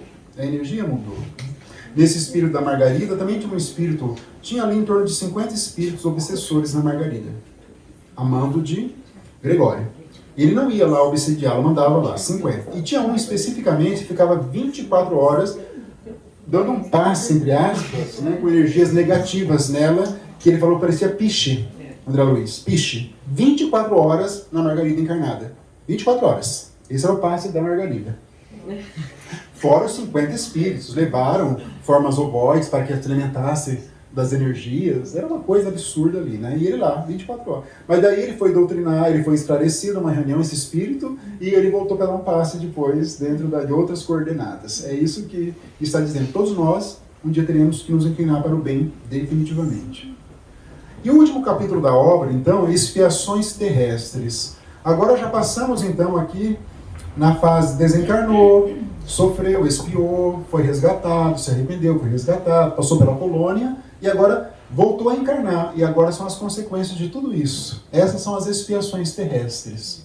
Vamos ver. Não precisa, não precisa não. Não precisa não. Vai que a gente se encaixa. Mas é só para nós conhecermos, nós não temos expiações, só provações. Para nós, provações nós temos. Olha o nome desse espírito, Marcel, o menino do número 4. Faltou um O aí no sinal. Faltou um O para... Deve ser a da linha do Chaves, né? Havia no hospital um menino de 8 a 10 anos, cujo estado era difícil precisar, diz Kardec. Totalmente contorcido, já pela sua deformidade inata, nasceu assim. Já pela doença, as pernas se lhe torciam, roçando pelo pescoço. Vocês imaginar isso? A criança nasceu com as pernas próximas, roçando o pescoço, contorcida. Num tal estado de magreza que eram pele sobre ossos. O corpo uma chaga. Além disso, o corpo dele era uma chaga. Os sofrimentos atrozes demonstravam ao enfermo uma inteligência notável, além de candura, paciência e resignação edificantes. Como explicar isso fora da ideia de reencarnação? Como que a Igreja Católica vai explicar isso para uma mãe que vai procurar com ela, com o padre, ou para qualquer outra religião que seja, que não fosse... Mas por que meu filho nasceu assim? Porque não tem como, né? É preciso, diz Kardec, negar a bondade de Deus, ou admitir a anterioridade da causa. Ou nega a bondade ou admite. Não há meio, não há outro caminho. Isto é a preexistência da alma e a pluralidade das existências, né? Aí ele foi, né, evocado e ele diz assim, agora já está desencarnado, já passou pela expiação dele, desencarnou e foi evocado. As agonias da terra têm por premissas as alegrias do céu. Olha a visão desse espírito. Que o martírio não é mais do que a casca de um fruto deleitável, dando coragem e resignação. Aquele a quem conhecestes, tão mísero, foi belo, grande, rico e adulado. Fora fútil e orgulhoso. Reneguei Deus, prejudiquei meu semelhante, mas expiei cruelmente, primeiro no mundo espiritual e depois na terra. Né? Dupla expiação. Não dupla, modo de falar, né? É uma sequência da outra. Os meus sofrimentos de alguns anos apenas, nesta última encarnação, suportei-os eu anteriormente por toda uma existência que arraiou pela extrema velhice. Aquela foi uma continuação da outra. Então ele realmente foi um espírito muito ligado ao mal no passado. Para só depois terminar a minha depuração.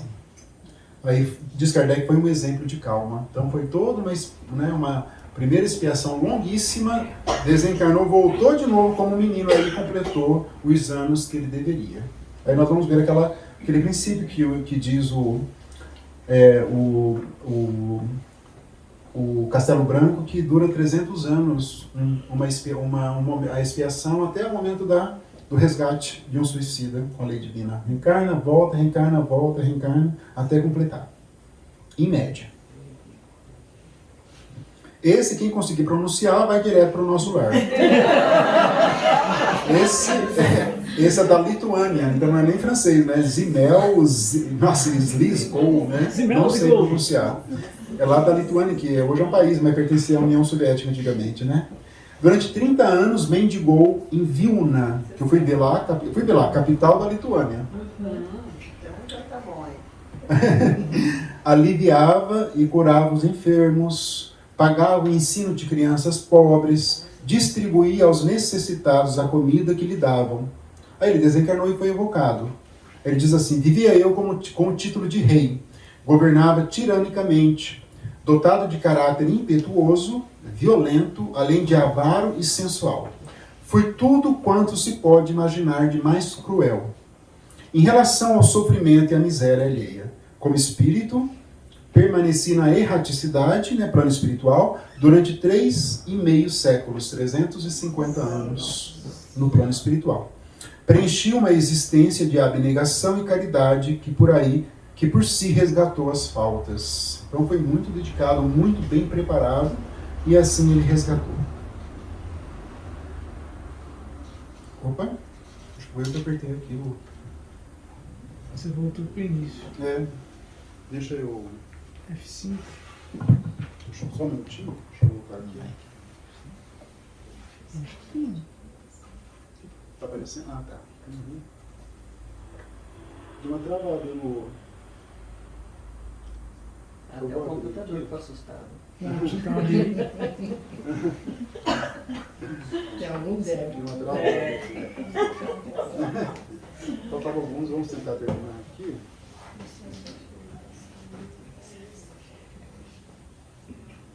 Aí tem um ESC. E é um computador novo, fazem vocês. Não tem o sorte do PowerPoint, não. Termos de uso da Microsoft. Eu acho que vai ter que aceitar. Aceita igual a minha vida? Os caras fazem isso no meio do... No meio, Foi terrível agora. Parece meu contrato lá do plano espiritual para encarnar, aceita, conclui, vai adiante. Aí a gente pensa. A gente veio sem ler, ó.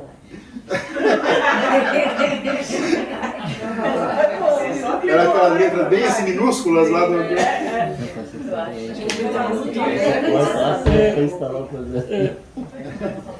Você vai clicar... Vou usar aqui. Vamos voltar aqui. Não, Adelaide depois. Não, Charles. Vamos avançar aqui. Nome difícil. Opa, gente. Passou aqui. Isso. Vamos lá para a Juliana, então. Melhor, esse não gostou. Então vamos lá, Então Juliane Marie, a mendiga.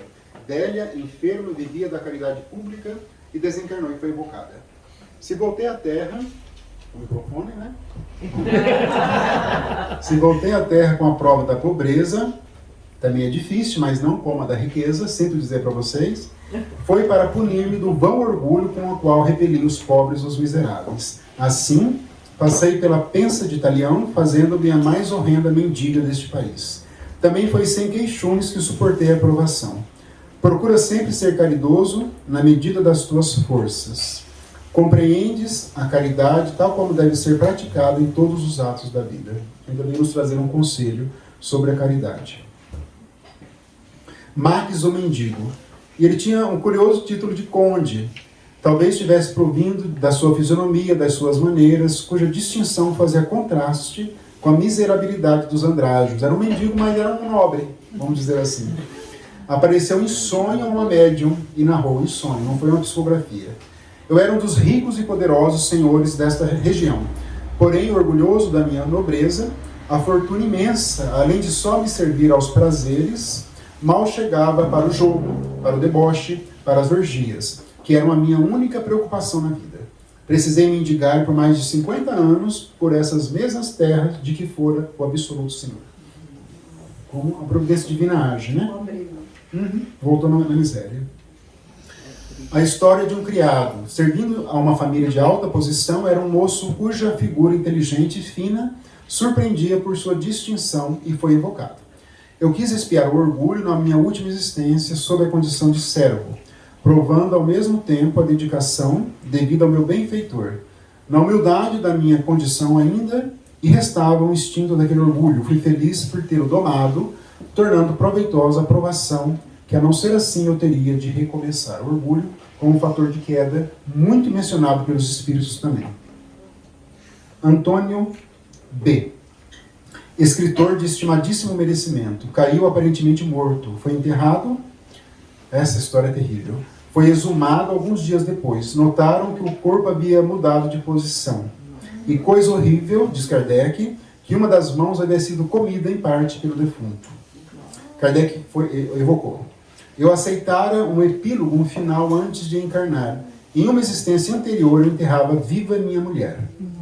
A pena de talião devia ser-me aplicada, olho por olho, dente por dente. Ela existe quando Deus aplica. Ele teve uma vida digna, reparem que interessante, mas a morte foi tenebrosa, só um momento daquela morte. Ele acordou, ele vai descrever, não trouxe aqui, que ele acordou, estava diante do caixão, ele entrou em desespero, começou a se sufocar e aí começou a roer a mão, assim, nesse desespero.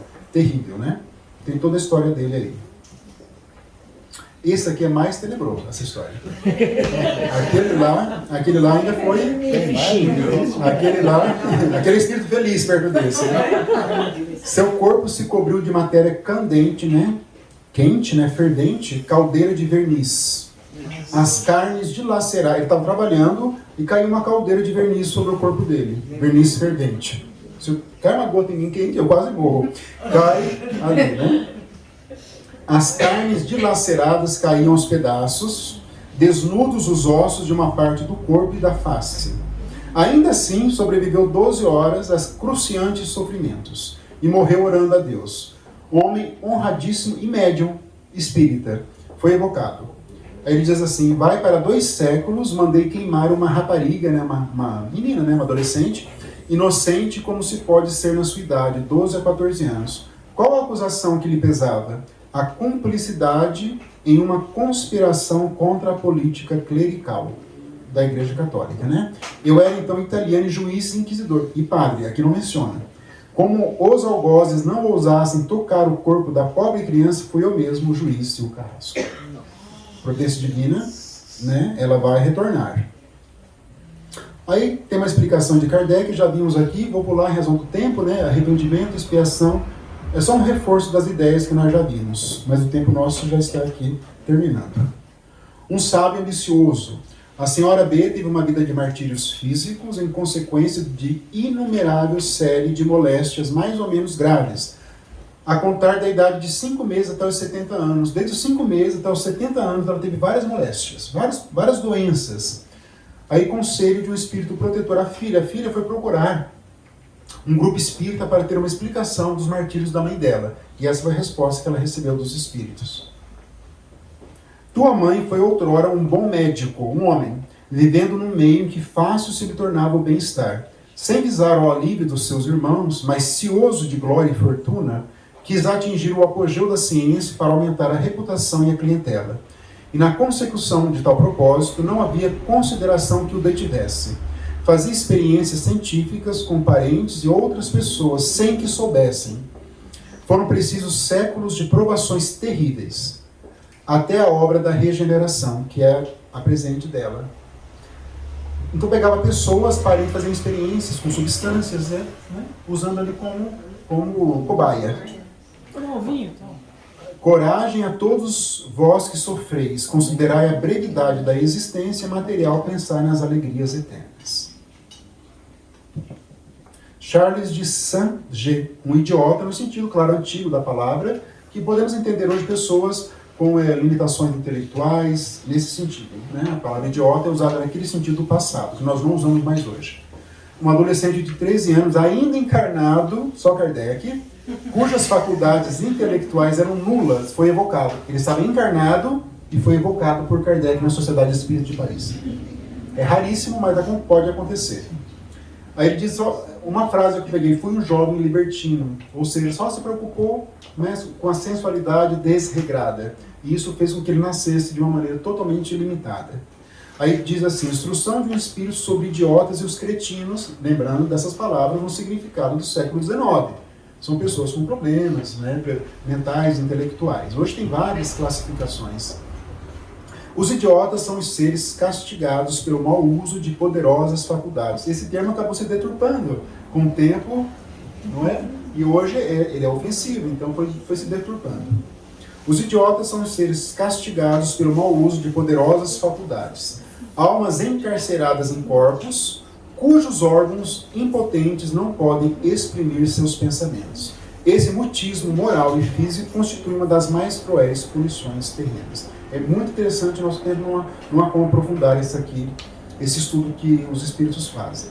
Adelaide Marguerite Gosse era uma humilde e pobre criada, extremamente generosa para com os patrões, e passou a ajudá-los quando se encontravam em estado de penúria. Houve uma inversão de criada, ela passou a cuidar dos patrões. Em 2 encarnações sucessivas, diz ela, ocupei posição muito elevada, sendo-me fácil a prática do bem, que fazia sem sacrifício, sendo como era rica. Pareceu-me, porém, que me adiantava muito lentamente, e por isso pedi para voltar em condições mesquinhas, pobres, nas quais houvesse mesmo de lutar com as privações para praticar a caridade. Como rica, ela praticou muito, mas ela não sentiu que evoluiu, porque era muito fácil. Tinha que ter um sacrifício. Aí ela pediu. Existe uma realidade muito profunda nessa verdade. Porque a caridade, quando praticada com muita facilidade, não constitui grande meritocracia. Grande meritocracia. Clara Rivière era uma menina de 10 anos, havia 4 anos que se achava profundamente enferma. Demonstrava extrema resignação. Faleceu e foi evocada. Na precedente existência, eu abusara da saúde, como da posição brilhante que eu ocupara. E dá algumas informações.